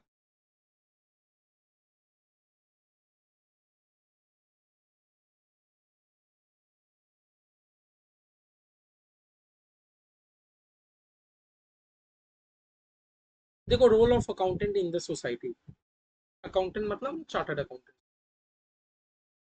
बड़ा there are only a few type of profession, बड़ा बहुत कम टाइप ऑफ प्रोफेशन है वर्ल्ड में which are held in high steam in public eyes, क्योंकि पब्लिक के आंखों में बहुत कम ऐसा प्रोफेशन बच गया जो कि पब्लिक को सुनते ही एक अलग सा लगने लगा। सोच रहे हो आप कहीं बाहर निकले हो, आपकी मम्मी साथ में है या पापा साथ में है, पापा एक अंकल मिल गए, और बेटा क्या पढ़ रहे हो, पापा प्राउडली बोले मेरा बेटा तो चार्टर्ड अकाउंटेंट है, ये है। प्राउड का बात है ये, इतना प्राउड का बात है कि मतलब समझ लो सामने वाला को सुन के, सीए सुन के एक रिस्पेक्ट अलग से जगने लग जाता है कि हाँ मेरा बेटा चार्टर्ड अकाउंटेंट, सामने वाला भी एकदम इज्जत से बात करने लग जाता है। वो इज्जत से बात क्यों कर रहा है, ताकि वो पब्लिक के पास एक गुडविल क्रिएट कर चुका है हमारा इंस्टीट्यूट, इंस्टीट्यूट गुडविल क्रिएट कर चुका है, साथ ही साथ हमारे मेंबर्स, इंस्टीट्यूट के मेंबर्स जो कि मतलब एफर्टलेसली वो काम कर रहे हैं, हमारे इंडिया को, हमारी इकोनॉमी को सर्व कर रहे हैं, है ना। आज वो लोग सिर्फ सेल्फ अर्निंग के लिए काम नहीं कर रहे, बल्कि वो जो काम करते हैं उससे हमारा पूरा इकोनॉमी में इम्पैक्ट होता है। समझ रहे हो, आप जिस कोर्स में हो, ये नहीं कि आप खाली कमाओगे घर चलाओगे, नहीं, बल्कि आप जो वर्क कर रहे हो उससे इंडिया एज अ होल, हमारा इकोनॉमी पर इम्पैक्ट होगा। और हमारा इकोनॉमी जो है, आप जैसे चार्टर्ड अकाउंटेंट भी तो डिपेंडेंट है, तो आप सब क्या बनने वाले हो, future chartered accountants, future chartered accountants, बढ़िया से पढ़ाई करते रहिए, ठीक है। बट क्या बोला, and there is no denying the fact that accounting profession is one of them. बोला ये हम लोग नहीं डिनाई कर सकते कि इतने सारे प्रोफेशन में एक तो अकाउंटिंग प्रोफेशन भी है जो कि एक पब्लिक के आईज में एक अलग सा इम्पैक्ट लाता है नाम सुनते ही। आगे हम लोग डिटेल में ही जाएंगे, हम लोग अपने एरिया ऑफ सर्विस देखते हैं कि अकाउंटेंट का क्या क्या एरिया ऑफ सर्विस होता है, ठीक है। देखो सबसे पहले एक अकाउंटिंग का, अकाउंटेंट का क्या काम होता है, maintenance of books of accounts. देखो बुक्स ऑफ अकाउंट्स आप मेंटेन नहीं करोगे। बुक्स ऑफ अकाउंट्स क्या आप खाली बैलेंस शीट और प्रॉफिट एंड लॉस बना लिए बस, बाद बाकी सारा जर्नल लेजर को फाड़ के फेंक दो? नहीं, आप एक अकाउंटेंट हो, तो आपका तो ये फर्ज है ना कि सारा बुक्स ऑफ अकाउंट्स में क्या जर्नल है, क्या लेजर है, क्या ट्रायल बैलेंस है, आपको सबको मेंटेन करना है टाइम टू टाइम। और कंपनीज एक्ट जब आप पढ़ोगे, जब आप इंटर लेवल में पढ़ोगे, इंटरमीडिएट लेवल में, उसमें एक टाइम लिमिट भी है कि बुक्स ऑफ अकाउंट्स आपको कितने दिन तक मतलब मैंडेटरीली आपको मेंटेन करके रखना होता है। समझ रहे हो? तो वही बोला है, एन अकाउंटेंट इज एबल, एक अकाउंटेंट एबल होता है to maintain a systematic record of financial transaction in order to establish the net result of the transaction entered during a period, to state the financial position of the concern as a particular date। तो बोले ये काम कौन कर सकता है, ये books of accounts को जो मेंटेन करने का काम है कौन कर सकता है? तो ये बोल रहा है कि एक अकाउंटेंट ही है ऐसा, जो कि बहुत एबल है कि वो proper books of accounts maintain कर पाए, जिससे हमारे कंपनी का फाइनेंशियल पोजीशन भी पता चले। आज बुक्स ऑफ अकाउंट्स से सोचो ना, आप पहले जर्नल बना रहे हो, लेजर बना रहे हो, ट्रायल बैलेंस बना रहे हो, फिर टीएल बना रहे हो, बैलेंस शीट बना रहे हो, तो इतना मेंटेन करने के बाद आपको अपने बैलेंस शीट का फाइनेंशियल पोजीशन तो पता चला ना। तो आज ये काम क्या कोई भी कर लेगा? एक इंजीनियर को बैठा दे कि भाई चलो बुक्स ऑफ अकाउंट्स मेंटेन करो, नहीं, एक अकाउंटेंट करेगा, चार्टर्ड अकाउंटेंट करेगा, है ना? तो सब प्रोफेशनल का अलग अलग एरियाज ऑफ वर्क रहता है। तो बुक्स ऑफ अकाउंट्स मेंटेन करने के लिए सबसे ज्यादा एबल कौन है, अकाउंटेंट या चार्टर्ड अकाउंटेंट? बात समझ रहे हो? दूसरा, स्टैट्यूटरी ऑडिट। ये हमारे एरिया का वर्क दिखा रहा है कि हम लोग एज अ सीए बन के आप क्या क्या एरिया पे वर्क करोगे और क्या क्या सर्विस रहेगा, एरिया ऑफ सर्विस क्या क्या रहेगा। तो स्टैट्यूटरी ऑडिट क्या बोल रहा है, एवरी लिमिटेड कंपनी, पूरा हर लिमिटेड कंपनी, लिमिटेड कंपनी मतलब कौन सा कंपनी हो गया जिसमें आउटसाइडर पब्लिक लोग इन्वेस्ट करके रखते हैं। शॉर्ट में बता रहा हूँ, एग्जाम में मतलब क्या जाना तब। लिमिटेड मतलब क्या हो गया, आउटसाइडर पब्लिक इन्वेस्ट करते हैं।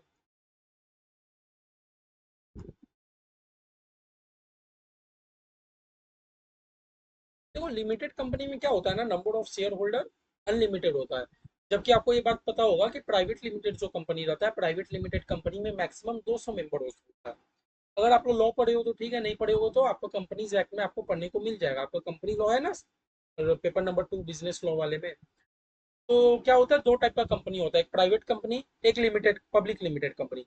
प्राइवेट कंपनी में मैक्सिमम नंबर ऑफ मेंबर 200 हो सकते हैं, जबकि लिमिटेड कंपनी में अनलिमिटेड मेंबर हो सकते हैं।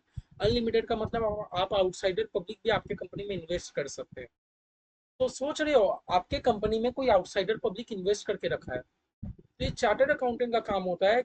और ये लिमिटेड कंपनी का मतलब वो होता है, मैंडेटरी होता है लिमिटेड कंपनी के लिए कि वो एक चार्टर्ड अकाउंटेंट को अपॉइंट करे, नहीं तो चार्टर्ड अकाउंटेंट के फर्म को अपॉइंट करे ऑडिटर के रूप में, जो कि क्या करेगा, स्टैट्यूटरी ऑडिट करेगा और रिपोर्ट दे देगा एवरी ईयर। समझ रहे हो बात? और रिपोर्ट में क्या देगा कि आपका balance sheet true and fair view state कर रहा है कि नहीं। देखो एज अ चार्टर्ड अकाउंटेंट आपका ये कभी भी ड्यूटी नहीं रहता है कि आप कंपनी में जाके फ्रॉड डिटेक्ट करो, फ्रॉड डिटेक्ट करो। बस आपको ये रिकमेंडेशन देना होता है कि सामने वाले कंपनी का जो भी फाइनेंशियल स्टेटमेंट है वो true and fair view reflect कर रहा है कि नहीं। तो आपका भी ये एरिया ऑफ सर्विस है कि आप एक कंपनी का स्टैट्यूटरी ऑडिट करो, आपको खुद नहीं करना है, कंपनी आपको अपॉइंट करेगा। ठीक है? कंपनी क्या करेगा, एवरी लिमिटेड कंपनी का क्या बात बोल के रखा है कि एवरी लिमिटेड कंपनी को क्या करना होता है, वो एक चार्टर्ड अकाउंटेंट को अपॉइंट करेगा, नहीं तो चार्टर्ड अकाउंटेंट को फर्म फर्म को अपॉइंट करेगा। किस रूप में अपॉइंट करेगा, as a statutory auditor appoint करेगा।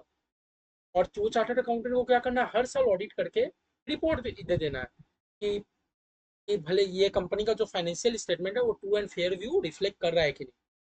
डिटेल्ड में जब आप लोग अभी अभी फाउंडेशन आप लोग पास कर जाओगे, आप लोग जब इंटर में जाओगे, इंटर में आपका ग्रुप 2 में एक ऑडिट का पेपर है, आपको उसमें पूरा पढ़ने को मिलेगा। तो अभी अभी के लिए बस हम लोग बेसिक बेसिक में इतना जानते हैं कि भाई एज अ मेरा अकाउंटेंट मेरे को एक तो बुक्स ऑफ अकाउंट्स मेंटेन करना मेरा ड्यूटी है, स्टैट्यूटरी ऑडिट है मेरा एरिया ऑफ वर्क, तीसरा इंटरनल ऑडिट। देखो समटाइम्स क्या होता है, बहुत सारी कंपनी क्या करते हैं, कंपनी के मैनेजर क्या करते हैं, तो इंटरनल ऑडिटर को अपॉइंट कर लेते हैं। आप लोग बोलेंगे हाँ अभी तो स्टैट्यूटरी ऑडिट हुआ था। देखो दो टाइप के ऑडिटर होते हैं, एक इंटरनल ऑडिट, एक स्टैट्यूटरी ऑडिट। इंटरनल ऑडिट हम क्यों किया जाता है, हमारे इंटरनल मैनेजमेंट के लिए, स्टैट्यूटरी ऑडिट किस लिए किया जाता है, जो कि साल में एक बार होता है, और उसमें हम लोग कंप्लायंस स्टैट्यूटरी पे ज्यादा फोकस करते हैं। ठीक है, एकदम बेसिक मतलब आपको मैंने बताया। तो इंटरनल ऑडिट क्या होता है? इंटरनल ऑडिट बोला एक मैनेजमेंट टूल है, जहां पर एक इंटरनल ऑडिटर थोरोली एग्जामिन करता है अकाउंटिंग ट्रांजेक्शन को, और ऑल्सो सिस्टम देखता है कि किस तरह ये ट्रांजेक्शन रिकॉर्ड हुआ। ठीक है, समझ आ रहा है? हम्म? जैसे देखो, मैं आपको एक एग्जांपल दे रहा हूँ। एक कंपनी में बहुत लार्ज टाइप का ट्रांजेक्शन हो रहा है, बहुत लार्ज ट्रांजेक्शन हो रहा है, बहुत कंपनी बन चुका है, रिलायंस इतना बड़ा कंपनी बन। तो अब वो कंपनी का जब इतना सारा ब्रांच है, स्टैट्यूटरी ऑडिट तो साल में एक ही बार होगा, ईयर एंड के बाद। तो सारा साल का ट्रांजेक्शन क्या पॉसिबल होता है कि एक बार में स्टैट्यूटरी में हो जाए? नहीं ना। इसीलिए हमारे लॉ में क्या किया गया है, जब आप इंटरमीडिएट लेवल में लॉ का पेपर पढ़ोगे तो उसमें आपको पढ़ने को मिलेगा कि इंटरनल ऑडिट का भी एक लिमिट आ चुका है। मतलब अगर कंपनी उस लिमिट में क्रॉस हो गया तो कंपनी को मैंडेटरी इंटरनल ऑडिट कराना पड़ेगा। इंटरनल ऑडिट से होता क्या है, एक ऑडिटर अपॉइंट किया जाता है, या तो आप बाहर वाले फर्म को अपॉइंट करो, या तो चार्टर्ड अकाउंटेंट को अपॉइंट करो, नहीं तो आप अपने कंपनी के सीएस सीएमए, नहीं तो कंपनी के वो इम्प्लॉय जो अकाउंटिंग में एक्सपर्टीज हो, आप उसको भी इंटरनल ऑडिटर बना सकते हो। हाँ भैया, मतलब हमारे कंपनी का इम्प्लॉय हमारा इंटरनल ऑडिटर बन सकता है, बन सकता है। उसका काम क्या होता है कि थोरोली वो मैनेजमेंट का पूरा इंटरनल कंट्रोल चेक करेगा कि मैनेजमेंट ठीक से वर्क कर रहा है कि नहीं कर रहा है, और अगर नहीं वर्क कर रहा है तो वो क्या करेगा, उस चीज में इंप्रूवमेंट लाएगा। वो चीज में रिकमेंडेशन देगा मैनेजमेंट को कि आपको इस एरिया में आपको इम्प्रूव करना चाहिए। ठीक है, तो एज ए चार्टर्ड अकाउंटेंट हम लोग का area of service sector internal audit का भी होता है, कि हम लोग एक कंपनी का इंटरनल ऑडिट भी कर सके। समझ रहे हो? तो उसका टैक्सेशन, देखो मार्केट में तो एक मीथ बन चुका है कि टैक्स, कि सीए मतलब टैक्स चोरी करने वाला, सीए मतलब टैक्स चोरी करने वाला, सीए मतलब टैक्स चोरी, जबकि ये गलत है। सीए खाली टैक्स चोरी करने वाला थोड़ी होता है। सीए कौन बोला सीए टैक्स चोरी करने वाला होता है? क्योंकि देखो, अब जो नहीं जानते हैं वो तो यही बात बोलेंगे कि सीए टैक्स चोरी करवाता है। नहीं, एक्चुअली सीए क्या करता है? एज अ चार्टर्ड अकाउंटेंट आप इंटरमीडिएट में टैक्स का पेपर पढ़ोगे, फाइनल में पढ़ोगे, और आप आर्टिकलशिप में भी टैक्स का वर्क करोगे। मतलब एट द एंड आप देखोगे आपको टैक्स का कितना कंप्लीट नॉलेज हो चुका है। तो कंप्लीट नॉलेज हो चुका है तो आप सामने वाले क्लाइंट को आइडिया तो दोगे कि किस तरह आप टैक्स को अपना सेव कर सकते हो। और वो भी आइडिया हम लोग इलीगली नहीं देते, हम लोग प्रोविजन का यूज करके आइडिया देते हैं, है ना? लेकिन मार्केट में क्या मीथ चल रहा है कि सीए मतलब टैक्स का चोर। नहीं, हम लोग टैक्स चोरी नहीं करवाते। हम लोग क्या करते हैं, हम लोग प्रोविजन ही पढ़ के हम लोग सामने वाला क्लाइंट को टैक्स सेव करवाते हैं। समझ रहे हो? तो हमारा एक सीए का भी टैक्स का भी वर्क बहुत बड़ा एरिया है। तो बोल रहा है, अकाउंटेंट कैन हैंडल टैक्सेशन। हाँ, चार्टर्ड अकाउंटेंट टैक्सेशन मैटर को तो हैंडल करता ही है ना? ये ज्यादा डिटेल में नहीं पढ़ रहे। 5 नंबर मैनेजमेंट अकाउंटिंग। अच्छा, एक चार्टर्ड अकाउंटेंट क्या मैनेजमेंट अकाउंटिंग करेगा? हाँ। अभी ऊपर मैनेजमेंट अकाउंटिंग का मतलब समझ के आए थे ना, कि एज अ मैनेजमेंट मुझे बहुत डिसीजन लेना होता है कि हम लोग एक प्रोडक्ट के साथ आगे बढ़े कि नहीं बढ़े। हम लोग एक मशीनरी खरीद रहे हैं, पूरा पूरी पेमेंट कर दे कि बैंक से लोन लेके खरीदे कि मशीन को हायर कर ले, इंस्टॉलमेंट पे करते रहेंगे। तो ये सब करने का भी बहुत टाइप का अकाउंटिंग किया जाता है। तो ये सब अकाउंटिंग के लिए भी तो हम लोग चार्टर्ड अकाउंटेंट को अपॉइंट कर सकते हैं। तो जिसमें चार्टर्ड अकाउंटेंट क्या करेगा, मैनेजमेंट अकाउंटिंग करेगा, और साथ ही साथ हमें कंसल्टेंसी सर्विस भी देगा। कंसल्टेंसी सर्विस भी देगा कि सर इस एरिया में आप लोग लैक हो रहे हो, आपको ये चीज़ इंप्रूव करना चाहिए, आपको मशीन खरीदना नहीं चाहिए, आपको मशीन हायर में ले लेना चाहिए। तो चार्टर्ड अकाउंटेंट मैनेजमेंट अकाउंटिंग भी बनाता है, साथ में कंसल्टेंसी सर्विस भी देता है। ठीक है, समझ आ रहा है इतना? लास्ट में क्या, फाइनेंशियल एडवाइस। अच्छा, चार्टर्ड अकाउंटेंट हाँ फाइनेंशियल एडवाइस भी देता है, मतलब समझ रहे हो? एक सीए का अगर आप कोर्स कर लेते हो तो आपके लिए कितना द्वार खुल जाता है। आप स्टैट्यूटरी ऑडिट में काम कर सकते हो, इंटरनल ऑडिट में काम कर सकते हो, आप एक कंपनी का क्या कर सकते हो, आप ये भी टैक्सेशन मैटर में काम कर सकते हो, आप बुक्स ऑफ अकाउंट्स मेंटेन करते हो कंपनी का, आप मैनेजमेंट अकाउंटिंग प्रिपेयर करते हो कंपनी का, आप कंसल्टेंसी दे सकते हो किसी को, साथ में आप फाइनेंशियल एडवाइस तो दो गई। तो एज अ चार्टर्ड अकाउंटेंट कितना वास्ट वर्क है हम लोग का, आप समझ रहे हो? फाइनेंशियल एडवाइस भी देता है चार्टर्ड अकाउंटेंट। बोला है, an accountant who knows about finance, taxation and family problem is well placed to give such advice। अच्छा, इन्वेस्टमेंट, देखो हम लोग क्या करते हैं एज अ चार्टर्ड अकाउंटेंट, हम लोग सामने वाले क्लाइंट को कंसल्टेंसी के रूप में हम लोग उसको इन्वेस्टमेंट एडवाइस भी देते हैं कि सर आपको इस एरिया में ज़्यादा इन्वेस्ट करना चाहिए, आपको क्रिप्टो में ज़्यादा इन्वेस्ट करना चाहिए, क्योंकि क्रिप्टो में टैक्स अभी कम लग रहा है, क्रिप्टो में टैक्स नहीं है, ट्रम्प ने क्रिप्टो में टैक्स हटा दिया, ट्रम्प सरकार ने।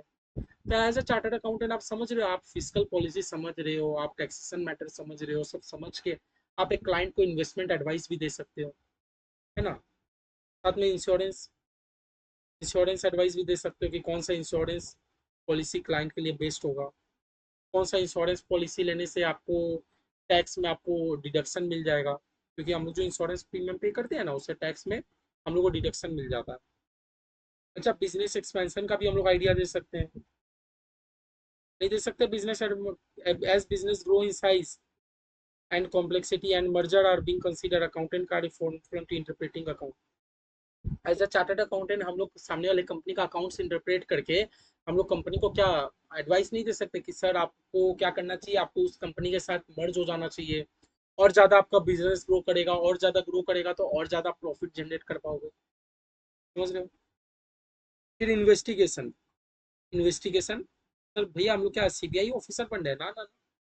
एक्चुअली होता क्या है, एक बिजनेस हम लोग ना देखो एज अ चार्टर्ड अकाउंट में हम लोग एक कंपनी में इन्वेस्टिगेशन भी कर सकते हैं। कब कब हम लोग इन्वेस्टिगेशन कर सकते हैं, मान लो एक कंपनी, सामने वाला कंपनी बहुत लॉस में चला गया, तो मुझे कंपनी ने अपॉइंट किया, क्या क्या आप मेरे कंपनी में ना इन्वेस्टिगेशन करो कि क्यों मेरा कंपनी इतना लॉस में चला गया अचानक, एक कंपनी का सेल अचानक से गिर गया, तो क्यों ये सेल चला गिर गया, एक कंपनी का पेन का बनाने का कॉस्ट पहले 5 रुपये आता था, अचानक से ये पेन बनाने का कॉस्ट कंपनी को 10 रुपये का आ रहा है। तो कंपनी क्या किया, एक चार्टर्ड अकाउंटेंट को अपॉइंट किया कि ये इन्वेस्टिगेट करने के लिए कि क्यों अचानक से मेरा कॉस्ट में इतना चेंजेस आ गया, समझ लो। तो इन्वेस्टिगेशन भी हम लोग करते हैं। जैसे एग्जांपल ले लो,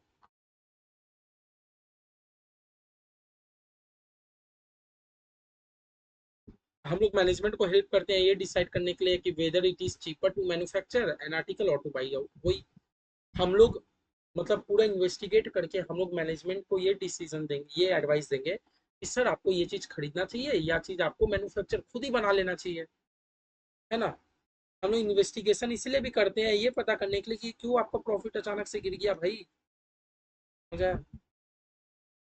हम लोग इन्वेस्टिगेशन इसलिए भी करते हैं ये पता करने के लिए कि क्यों फ्रॉड हो रहा है, मान लो कंपनी में बहुत लंबा चौड़ा बहुत पिछले साल से फ्रॉड चल रहा है, तो हम लोग को आके इन्वेस्टिगेशन करना होगा ना कि किस एरिया से फ्रॉड हो रहा है, इसके लिए हम लोग अलग अलग टाइप का ऑडिट करेंगे, ऑडिट करके हम लोग को प्रॉपर पता चले, समझे बात मेरा। अदर सर्विस में भी हम लोग क्या कर सकते हैं, याद एकदम नहीं करना बाबू, लोग सब एकदम समझ समझ के लिखना है, बस डेफिनेशन डेफिनेशन का पार्ट आप लोग याद रखना। अदर एरियाज में हम लोग सेक्रेटरियल वर्क कर सकते हैं, share registration work, company information work, company liquidation का काम कर सकते हैं, आर्बिट्रेशन का भी काम कर सकते हैं, सब एकदम याद मत करना, सब जस्ट रीड करके समझ। अकाउंटेंट एंड इंफॉर्मेशन सर्विस,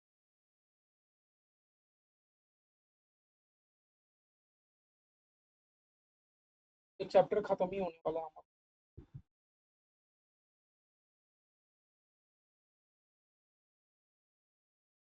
तो समझ आ गया, अब आगे हम लोग ये वाला टॉपिक नहीं पढ़े, चार्टर्ड अकाउंटेंट इन इंडस्ट्री।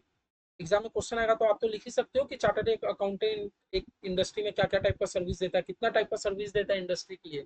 सब आपको समझ आ गया, कुछ नहीं है भाई, बहुत ईजी है, और रट्टा एकदम मत लगाने जाना, बता रहा हूँ। आप लोग याद नहीं कर पाओगे, कितना कितना चीज याद करोगे, इंटर में इतना सारा बुक आएगा, सब याद कर लोगे क्या, नहीं। याद करने से अच्छा आप वो चीज को समझ के आप लिखने का कोशिश करो ना। बस डेफिनेशन जो अकाउंटिंग का अपने डेफिनेशन की तो वो आप याद करो, बेशक याद करो, लेकिन उसके बाद याद मत करो, आप समझने का कोशिश करो। आपके दिल से आवाज आना चाहिए, हाँ ऐसा है वैसा है ये सही लिखा हुआ है, तब बात बन जाएगा। ये देखो क्या लिखा है, chartered accountant in public sector enterprise. सबसे पहले मैं आपको बता दूं पब्लिक सेक्टर एंटरप्राइज का मतलब क्या होता है। तो देखो पब्लिक सेक्टर एंटरप्राइज का मतलब वो एंटरप्राइज होता है जिसमें पब्लिक लोग गवर्नमेंट लोग का भी कोई इंटरेस्ट होता है। जैसे एक हॉस्पिटल, हॉस्पिटल में गवर्नमेंट भी इन्वेस्ट करके रखता है, जनरल हॉस्पिटल होता है ना, गवर्नमेंट का भी ओनरशिप होता है ना, और जिसमें पब्लिक लोग का भी इंटरेस्ट होता है, तो वो हो गया हमारा पब्लिक सेक्टर इंटरप्राइज। तो पब्लिक सेक्टर इंटरप्राइज के लिए चार्टर्ड अकाउंटेंट इंपॉर्टेंट है क्या, हाँ। कि आज आप एक पब्लिक सेक्टर इंटरप्राइज का अकाउंटिंग कर रहे हो, और आप अकाउंटिंग ठीक से नहीं कर रहे हो, ठीक से नहीं कर रहे हो, इसका मतलब लास्ट में क्या हो गया, नेट प्रॉफिट बहुत कम आ गया, नेट प्रॉफिट आना चाहिए था 10 करोड़, आप ले आए 5 करोड़। तो इससे क्या हुआ, अल्टीमेट में कंपनी टैक्स कम जमा करेगा, समझ रहे हो, पूरा देश में इफेक्ट पड़ेगा। और साथ ही साथ पब्लिक सेक्टर एंटरप्राइज में तो और ज्यादा जरूरी है, क्योंकि पब्लिक सेक्टर एंटरप्राइज में गवर्नमेंट और पब्लिक सबका सब कोई का इन्वेस्टमेंट होता है। मतलब पब्लिक लोग भी आप ही के ऊपर डिपेंडेंट है एट द, आप ऑडिट करने जा रहे हो, आपने ढंग से ऑडिट नहीं किया। चार्टर्ड अकाउंटेंट एक पब्लिक सेक्टर एंटरप्राइज के लिए भी बहुत जरूरी होता है। ठीक है, तो क्या बोल रहा है, आप ये लाइन में जरा फोकस करना, it is the duty of the accountant to prepare the accounts and report of this public corporation in such a way, इस तरह आप बनाओ that they enable the general public to know how far the item appearing on various type of record justify their existence। तो मतलब बता रहा है कि एक चार्टर्ड अकाउंटेंट का ड्यूटी होता है कि अकाउंट्स एंड रिपोर्ट उस तरह प्रिपेयर करे जिससे कि जनरल पब्लिक लोग को भी समझ आए कि हाँ किस तरह ये रिकॉर्ड रियली में एग्जिस्ट करता है। आप एक पब्लिक कॉर्पोरेशन का आप मान लो आप ऑडिट करके आए, और ऑडिट में आपको ये पता चला था कि नहीं सैलरी तो कंपनी 10 लाख पे किया है, लेकिन कंपनी तो बैलेंस शीट में 20 लाख दिखा दिया। आप बोला कोई बात नहीं, 10 ही लाख ना ज्यादा दिखाया, छोड़ दो। लेकिन आप समझ रहे हो इससे कितना बड़ा इम्पैक्ट होगा एक पब्लिक सेक्टर एंटरप्राइज के लिए। तो ऐसा नहीं करना, आप चार्टर्ड अकाउंटेंट, आप पब्लिक सेक्टर एंटरप्राइज के लिए भी इंपॉर्टेंट हो, आप हर फील्ड के लिए इंपॉर्टेंट हो, जहाँ वर्क कर रहे हो बहुत अच्छे से करो। हमें बस इतना सा समझ। उसका देखो, चार्टर्ड अकाउंटेंट इन फ्रेमिंग फिस्कल पॉलिसी। देखो फिस्कल पॉलिसी का अगर एक वर्ड में शॉर्ट में मतलब समझे तो गवर्नमेंट किस एरिया में कितना स्पेंड करेगा उसको हम लोग बोलते हैं फिस्कल पॉलिसी। अब गवर्नमेंट किस एरिया में कितना स्पेंड करेगा उसके लिए आपको आइडिया भी होगा। हर साल हमारा 1 फरवरी के दिन में एक बजट पेश करता है गवर्नमेंट, है ना। 1 फरवरी के दिन में कंपनी बजट पे, हमारा गवर्नमेंट बजट पेश करता है। बजट में ये डिसाइड होता है कि कितना स्पेंड करने वाला है गवर्नमेंट, कितना नहीं करने वाला है, मतलब एक तरह का फिस्कल पॉलिसी है। एक बात बताओ, अगर बजट आ रहा है 20,000 करोड़ का, तो 20,000 करोड़ अमाउंट कहाँ से डिसाइड हुआ। आप चार्टर्ड अकाउंटेंट हो, आपने सारे कंपनी का टैक्स का काम किया है, हाँ, टैक्स भरवाया कंपनी से। आप टैक्स अगर कम भरवाओगे तो समझ रहे हो गवर्नमेंट के पास कम रेवेन्यू कलेक्ट होगा, और कम रेवेन्यू कलेक्ट होने के कारण गवर्नमेंट एट द एंड क्या करेगा, अपने बजट में स्पेंड कम करेगा ना। समझ रहे हो, तो आपका एक मतलब सोसाइटी को लेकर क्या रोल है। कंपनी का ऑडिट कौन कर रहा है, आप। कंपनी का आईटीआर कौन फाइलिंग करा रहा है, आप। कंपनी का टैक्सेशन वर्क कौन कर रहा है, आप कर रहे हो। एक कंपनी का टैक्सेशन आप कर रहे हो, हाँ। उस तिकड़म लगा के आपने कंपनी का क्या किया, टैक्स एकदम जीरो पे ले आया। उसे समझ रहे हो देश में कितना लॉस हो रहा है। एट द एंड आप क्या कर रहे हो, आप कंपनी से टैक्स ही नहीं पे करवा रहे हो। टैक्स नहीं पे करवाओगे तो गवर्नमेंट कहाँ से स्पेंड करेगा, गवर्नमेंट तो स्पेंड कर ही नहीं पाएगा ना। समझ रहे हो, तो फिजिकल पॉलिसी के लिए भी हमारा चार्टर्ड अकाउंटेंट बहुत इंपॉर्टेंट होता है।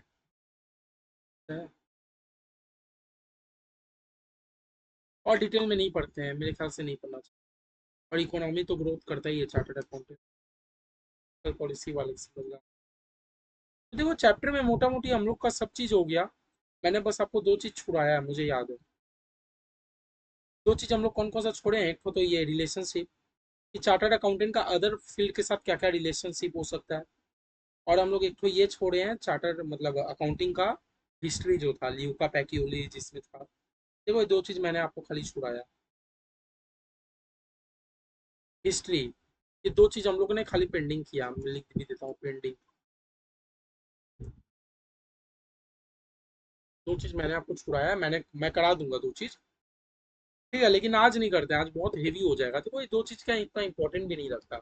लेकिन हम लोग ये वादा किए थे कि हम लोग को इंपॉर्टेंट देख के नहीं पढ़ना, हम लोग को हर चीज, वो भी मैं आपको करा दूंगा। आप पहले पूरा पढ़ो, चैप्टर 1 में एक टॉपिक लास्ट में हम लोग कंप्लीट करेंगे, मतलब बचेगा नहीं, सब पढ़ लेंगे। ठीक है, तो देखते हैं क्या हम लोग का ये समरी पढ़ना हो गया। हाँ ये तो भैया पढ़ लिए थे। अकाउंटिंग एक आर्ट है, रिकॉर्डिंग का, क्लासिफाइंग का, समराइजिंग का, हाँ, और financial character, interpreting the result air of, बस खत्म। नहीं भैया, इसके बाद तो हम लोग कम्युनिकेट भी करते हैं ना, खाली इंटरप्रेट करके थोड़ी छोड़ देते हैं, and communicating the users to make rational decision. तो कम्युनिकेट किसके साथ करते हैं, यूजर्स लोग के साथ करते हैं, ताकि वो लोग एक रैशनल डिसीजन ले पाए। वो लोग क्या कर पाए, एक डिसीजन ले पाए कि वो लोग को इस कंपनी के साथ, इस बिजनेस के साथ आगे बढ़ना है, कि नहीं बढ़ना है।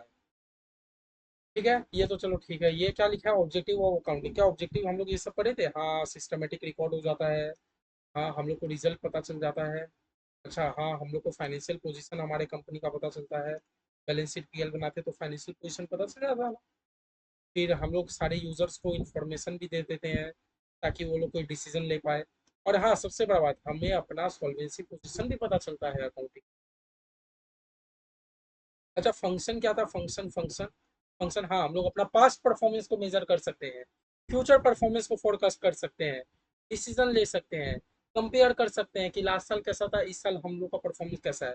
अच्छा, जो हम लोग का एरिया ऑफ वीकनेस है ना, हम लोग उस एरिया पे कंट्रोल कर सकते हैं अकाउंटिंग अगर कर लिए तो। और साथ में टैक्सेशन के परस्पेक्टिव से तो अकाउंटिंग इम्पोर्टेंट है। अच्छा, बुक कीपिंग याद है? अगर आप खाली रिकॉर्डिंग का काम कर रहे हो तो आप बुक कीपिंग कर रहे हो, क्योंकि अकाउंटिंग में तो समराइजिंग का काम होता है। तो बुक कीपिंग का ऑब्जेक्टिव क्या है? कंप्लीट रिकॉर्ड कर देता है ट्रांजेक्शन को और फाइनेंशियल इफेक्ट हम लोग को पता चलता है। अच्छा, याद है अकाउंटिंग का बहुत सारा सब फील्ड है, जबकि बुक कीपिंग का सब फील्ड नहीं हुआ करता था। Financial accounting, management accounting,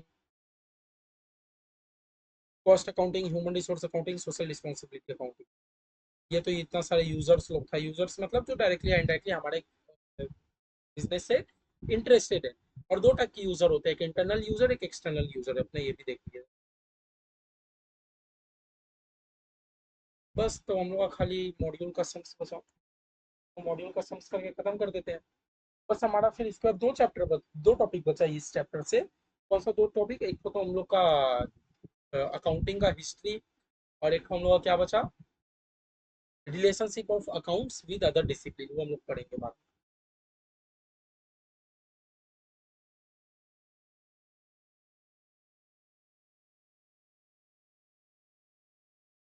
pin कहाँ गया? आप लोगों को पता है आपके एग्जाम में ये जो ट्रू फॉल्स आता है, दो दो नंबर का आता है, 2 मार्क्स ईच। हाँ यार, मतलब अंदाजा लगा देंगे। कुछ नहीं आया तो ट्रू फॉल्स मिल जाएगा 2 नंबर ना। आपको लिखना होता है विद रीजन। आपको हमेशा आंसर देना होता है विद रीजन। ये ट्रू है तो क्यों ट्रू है, फॉल्स है तो क्यों फॉल्स है। मतलब समझ लो, आपको एग्जाम में क्वेश्चन दे देगा, आपको लिखना है ट्रू, आपको नीचे में रीजन बताना है। ये ट्रू है तो क्यों ट्रू है, आपको लाइन बताओ। फॉल्स है तो क्यों फॉल्स है, इसका सही बात बताओ। रीजन के साथ आपको ट्रू या फॉल्स देना, बस समझ लो। देखो, ये हम लोग सीखते हैं, देखो पहले ट्रू फॉल्स क्या बोला, there is no difference between bookkeeping and accounting, both are same. क्या तेरी, ये हम लोग कब से पढ़ लिए? तो फॉल्स है। बुक कीपिंग और अकाउंटिंग सेम है। फॉल्स। हम लोग रीजन में क्या लिखेंगे? Third, bookkeeping the recording phase, accounting the summarising phase. Bookkeeping में हम लोग रिकॉर्ड करते हैं, अकाउंटिंग में समराइज करते हैं, इसलिए वो गलत है। समझ रहे हो बात?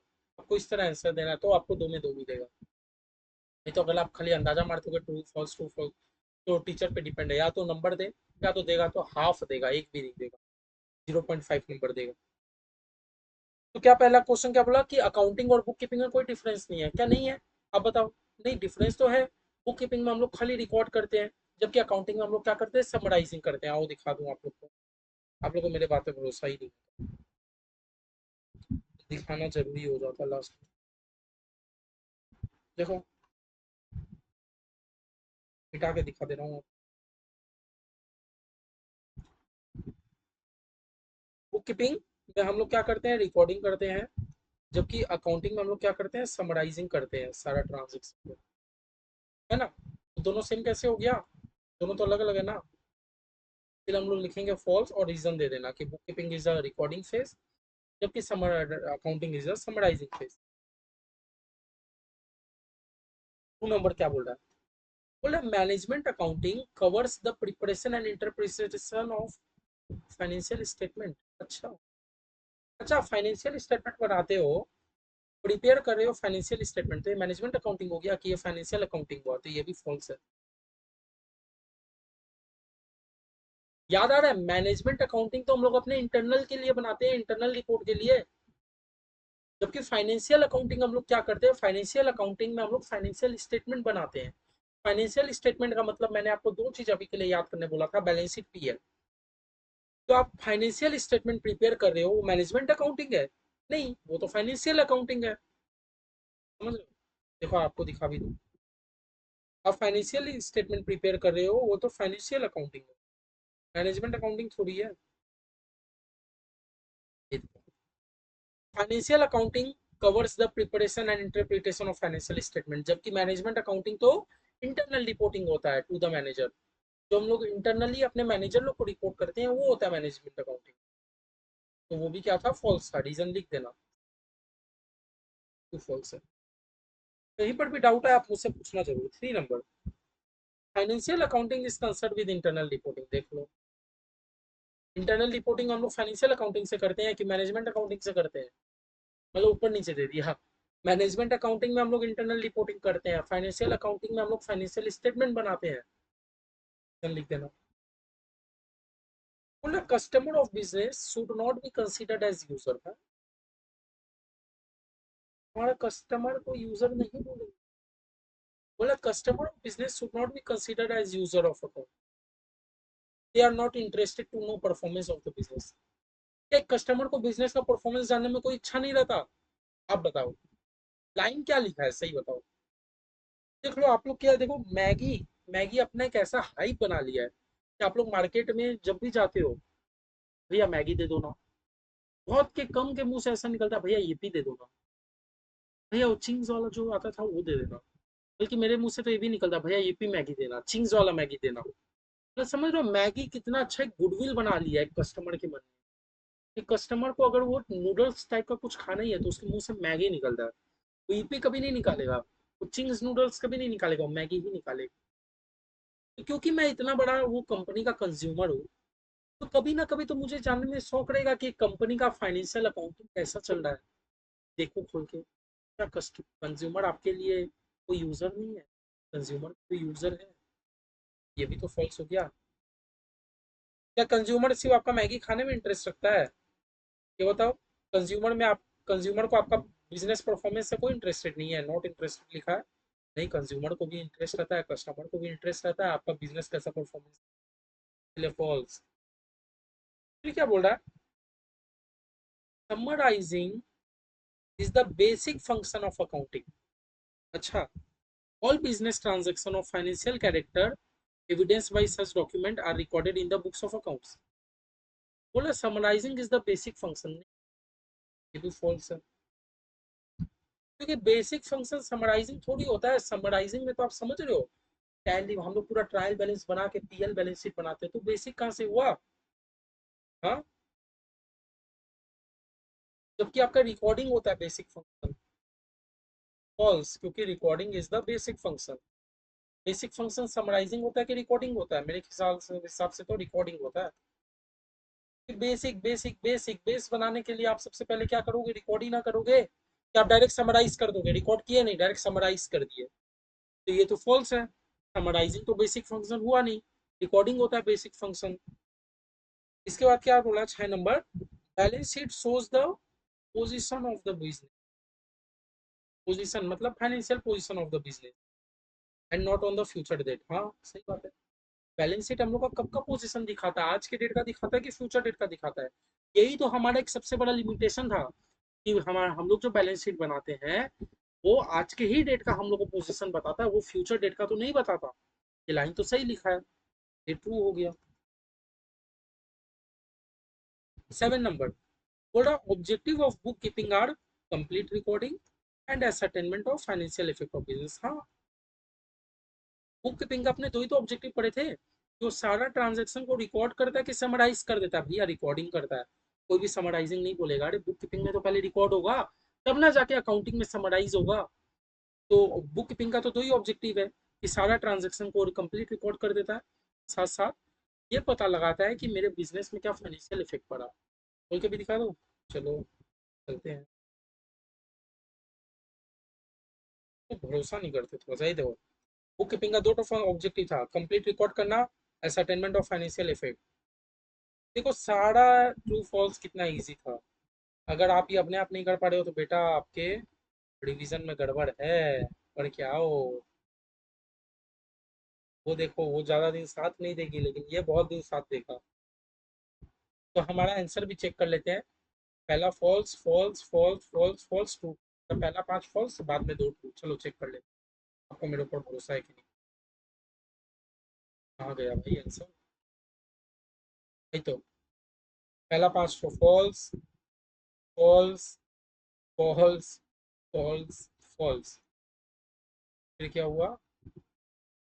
ट्रू। ट्रू। देखो एग्जाम में इसी तरह लिखना होता है, आपको ट्रू या फॉल्स लिखना होता है, साथ में रीजन बताना होता है, तभी आपको नंबर मिलेगा। फिर चलो हम लोग ये देखते हैं, MCQ. Which of the following is not a सब फील्ड ऑफ अकाउंटिंग? दूसरा कौन सा नहीं है? Management accounting, cost accounting, book keeping? Book keeping नहीं है ना भाई, बुक कीपिंग तो अकाउंटिंग ही नहीं है। बुक कीपिंग तो हमारा खाली रिकॉर्ड होता है। आप कैसे बुक कीपिंग को ऑप्शन में डाल दिए? बुक कीपिंग तो अकाउंट ही नहीं है। और हम लोग से पूछ रहा है कौन सा इसमें से अकाउंटिंग का सब फील्ड नहीं है? अकाउंटिंग का सब फील्ड मैनेजमेंट अकाउंटिंग है, कॉस्ट अकाउंटिंग है, ह्यूमन रिसोर्स अकाउंटिंग है, सोशल रिस्पॉन्सिबिलिटी अकाउंट है। बुक कीपिंग कब से अकाउंटिंग होने लगा? 2 number. Purpose of an accounting system include all the following. अच्छा, बोला पर्पस, अकाउंटिंग का पर्पस क्या है?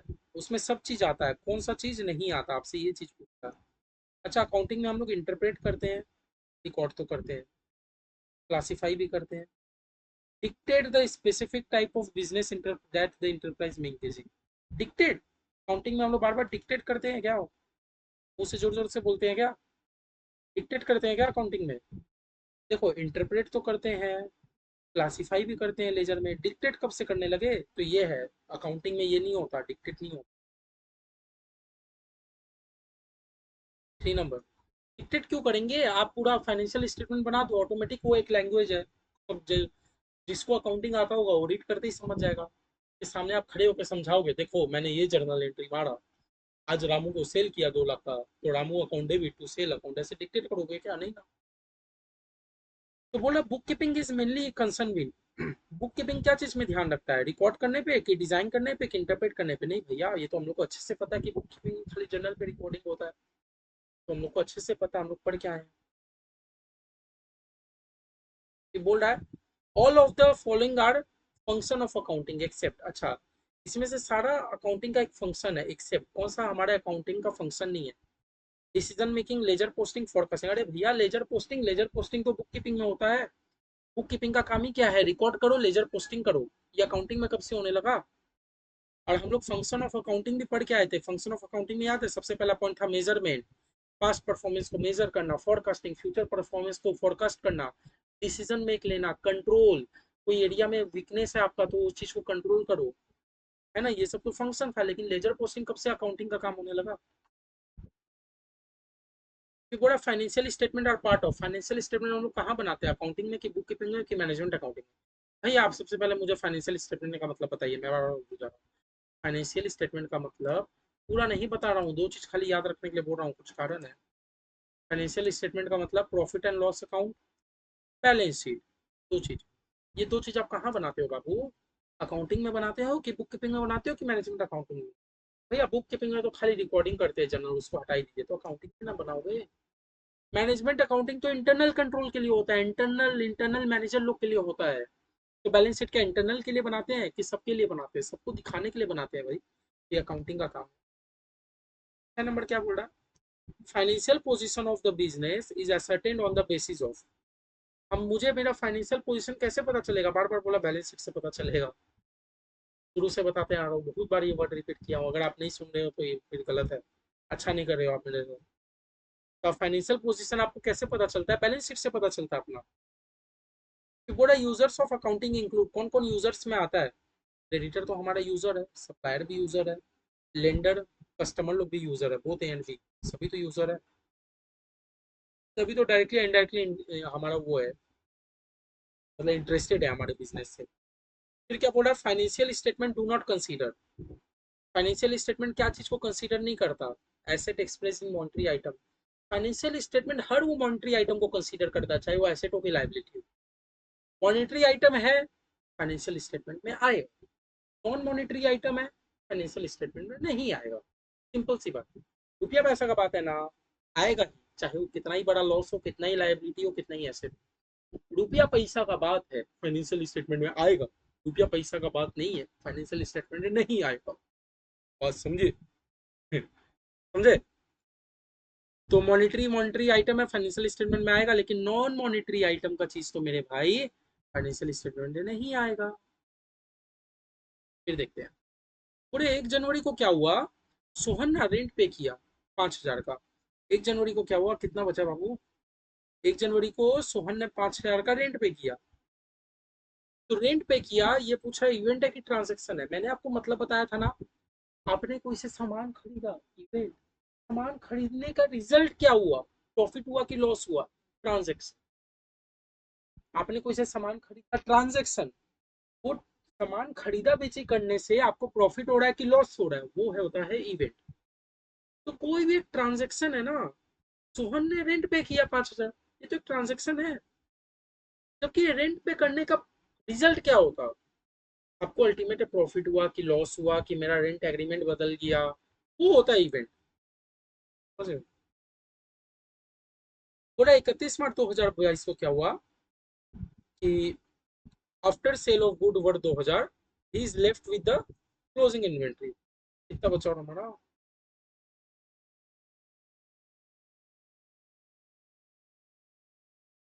बोल रहा है 31 मार्च को क्या हुआ, गुड्स बेचने के बाद 2,000 का गुड्स बेचे, he is left with the closing inventory of 10,000। समझ रहा, बोले 31 मार्च 2022 को after sale of good, goods आपने बेच दिया 2,000 का, तब भी वो हमारे इन्वेंट्री में बचा हुआ है। आपने बेच दिया तो भी वो आपके इन्वेंट्री में बचा हुआ है। तो क्या ये ट्रांजेक्शन की आपको के साथ नहीं, ये तो एक इवेंट हो गया ना। आपने कोई को सामान बेचा था, रिजल्ट ये आया, तो भी वो आपके क्लोजिंग इन्वेंट्री में शो हो रहा है। आपको बुक्स क्लोज करना है, मतलब हो सकता है ना, एक पर्सन ने आपसे बिल कटवा लिया, लेकिन उसने बोला कि सामान मैं आज नहीं लूंगा, कल एक अप्रैल है, कल नए साल को आपसे सामान, आज आप बिल काट दो, कल मैं आपसे सामान ले जाऊंगा। तो उसका कंसिक्वेंस क्या आ रहा है, वो ट्रांजेक्शन तो हो गया पहले ही, कंसिक्वेंस ये आया कि वो सामान आपके पास बचा रह गया, है ना, जो कि आपके बुक्स में नजर आ रहा है, तो वो तो एक इवेंट हो गया ना आपका। अरे भाई बात समझिए, 31 मार्च 2000 क्या हुआ, आपने कोई को गुड्स बेचा था 2,000 का, तो भी क्या हुआ, वो आपके क्लोजिंग इन्वेंट्री में पड़ा है। 31 मार्च के दिन क्या हुआ था, कस्टमर ने 2,000 का गुड्स खरीदा, लेकिन उसने बोला होगा कि नहीं मुझे आज सामान नहीं चाहिए, मैं कल आपसे आके ले जाऊंगा। तो एक ट्रांजेक्शन तो पहले ही हो गया, लेकिन ये ट्रांजेक्शन के चलते आपके पास गुड्स बचा रह गया ना, तो एक इवेंट हो गया। ट्रांजेक्शन का जो भी रिजल्ट होता है वो एक इवेंट होता है हमारा। बोला which one of the following is not a business transaction, एक मशीन खरीदे बिजनेस ट्रांजेक्शन है, एम्प्लॉय को सैलरी दिए बिजनेस ट्रांजेक्शन, अरे बेटे का फीस दोगे तुम कंपनी से, ये बिजनेस ट्रांजेक्शन है क्या। हाँ, बोला which qualitative characteristic of accounting where accounting information is clearly presented. देखो ये चैप्टर 2 का, चैप्टर 2 यहाँ पूछ, चैप्टर 2 नहीं, यूनिट 2। यूनिट 2 जब करेंगे तब ये देख लोगे, यूनिट 2 का है, यहाँ आपको समझ आ गया। चलो सारा एमसीक्यू एक बार चेक कर लो। CCABAC, मैं तो ऐसे ही करता हूँ, CCABAC, चलो छह तो सही है। CCBAC, CCBAC, चलो ठीक है। थ्योरेटिकली क्वेश्चन देख लेते हैं। बोला डिफाइन अकाउंटिंग कर पाओगे, सब फील्ड ऑफ अकाउंटिंग, कितने टाइप का सब फील्ड था हमारा, मैनेजमेंट अकाउंटिंग, छोड़िए बताते जाओ, मैनेजमेंट अकाउंटिंग, और कॉस्ट अकाउंटिंग, और फाइनेंशियल अकाउंटिंग, और सोशल रिस्पॉन्सिबिलिटी अकाउंटिंग, और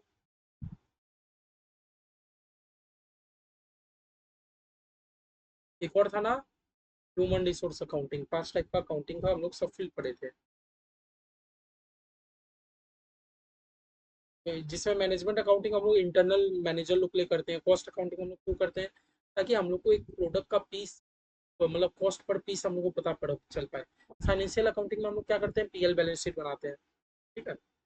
users, who are the users of accounting information पढ़े थे, देना है। रिलेशनशिप ऑफ अकाउंटिंग विद, ये रिलेशनशिप हम लोग पेंडिंग छोड़े हैं, आज एकदम पढ़ाने का इंटरेस्टेड नहीं है मुझे, ये मैं आपको बता दूंगा ठीक से, 4 मार्क देके रखना, ये हम लोग का पेंडिंग है। पेंडिंग है, कॉपी की पेंडिंग है। अच्छा बोल रहा है डिस्कस द लिमिटेशन, हाँ लिमिटेशन आज हम लोग पढ़े ना बेटा, लिमिटेशन भी ध्यान में रखना। बोला चार्टर्ड अकाउंटेंट कौन कौन सा सर्विस प्रोवाइड कर पाएगा, पूरा मत लिख देना 3 पेज का, शॉर्ट शॉर्ट करके लिख देना, एक अपने से 2 ढाई पेज का। देखो एग्जाम में अगर आता है 4 मार्क्स का, लेकिन ये सर्विस का जो पॉइंट है बहुत बड़ा है, तो क्या सब उठा के लिख दोगे रट्टा एक एक पॉइंट लगा के, नहीं, अपने हिसाब से आप 1.5-2 पेज का आंसर प्रेजेंट कराना, ताकि टीचर को मतलब 1.5-2 पेज में नहीं है, पर्सन टू पर्सन डिपेंड करता है, आपको जितना सेटिस्फाई हो रहा है। बस एक थोड़ा सा लेंदी आंसर होना चाहिए, एक चेकर को, एग्जामिनर जो भी रहेगा जो चेक करेगा पेपर, वो सेटिस्फाई हो जाए कि नहीं बच्चा हर एरिया कुछ ना कुछ कवर किया है, बस नहीं चाहिए अपने को। तो देखो चैप्टर 1 में अपना मोस्टली चीज हो गया बाबू, मेरे भाइयों बहनों चैप्टर में तो सब चीज हो गया, बस हमारा 2 चीज बाकी रह गया। क्या 2 चीज बाकी रह गया, एक चार्टर्ड अकाउंटेंट का अदर प्रोफेशन मतलब अकाउंटिंग का अदर डिसिप्लिन के साथ क्या रिलेशनशिप है, ये हमारा रह गया पेंडिंग, ये हम लोग करेंगे बाद में। ये किए, और एक हमारा जो हिस्ट्री था, history history history evolution of accounting, ये भी हमारा पेंडिंग है, इसको भी हम लोग लेटर पे डाल के छोड़ देते हैं, करेंगे जब। ठीक है, देखो मोटा मोटी अपना ये चैप्टर कंप्लीट हो चुका है, मोस्टली हम लोग का कवर हो चुका है, अपने लोग सॉल्व भी कर लिए। आपसे बस मेरा क्या एक्सपेक्टेशन है, लेक्चर देखो, लेक्चर देखने के बाद ऐसा नहीं कि बस खाली आप बंद कर दो, लेक्चर देखे बस बंद किए तकिया में लेट गए, नहीं। लेक्चर देखने के बाद आप ये कोशिश करो कि मैंने आपको जो 2 घंटा का या 1.5 घंटा का लेक्चर में जो भी पढ़ाया, आप इसको 30 मिनट से ग्रैस्प कर पा रहे हो कि कर लिए, अच्छी बात, दूसरा दिन सो के उठे, सबसे पहले रिवाइज करो। देखो ऐसा क्या होता है ना, आप एक चैप्टर एक दिन पढ़ रहे हो, फिर 15 दिन पढ़ ही नहीं रहे हो, 15 दिन बाद क्या होगा, आप जो चैप्टर पढ़े थे ना वो भूल जाओगे। कंटिन्यूअस रिवीजन का आदत डालो, आज जो पढ़ रहे हो आज तो रिवीजन करो ही, कल एक बार फिर रिवीजन करो, परसों एक बार फिर रिवीजन करो। मतलब मैं आपको भरोसा दिलाता हूँ, अगर आप ऐसा 3-4 बार कर लिए ना, तो उसके बाद देखना आपके चैप्टर माथे में बैठ जाएगा, आप कभी नहीं भूलोगे वो चीज। ठीक है, अच्छे से पढ़ो, कुछ भी दिक्कत हो मुझे मैसेज कर दो। ठीक है, नेक्स्ट डे जब मैं अब जो आज वेडनेसडे हो रहा है, कल थर्सडे, कल ही आपका एक लेक्चर फिर अपलोड होने वाला है, तो जो कल थर्सडे अपलोड होगा, तो इसका मतलब आज ही रात को आपको ये पढ़ के कंप्लीट करना है। कल थर्सडे जब आएंगे, आने से पहले हम लोग 10-15 मिनट फिर ये एक बार समझ लेंगे, एक बार ऊपर ऊपर से पूरा समझ लेंगे, फिर हम लोग नेक्स्ट यूनिट 2 पे फोकस करेंगे। और हमारा जो टॉपिक छूटा है, वो मैं ये चैप्टर के एकदम आखिरी में आप लोग को समझा दूंगा। ठीक है, आप लोग कहीं पर भी डाउट आए आप कमेंट करो, व्हाट्सएप पे मैसेज करो, जो करना है करो, मुझे जितना हो सके आप लोग तंग करो, मैं यही चाहता हूँ कि लेकिन आप लोग आउटस्टैंडिंग स्कोर करो। ठीक है, thank you, bye bye, bye, कैसे पढ़ो।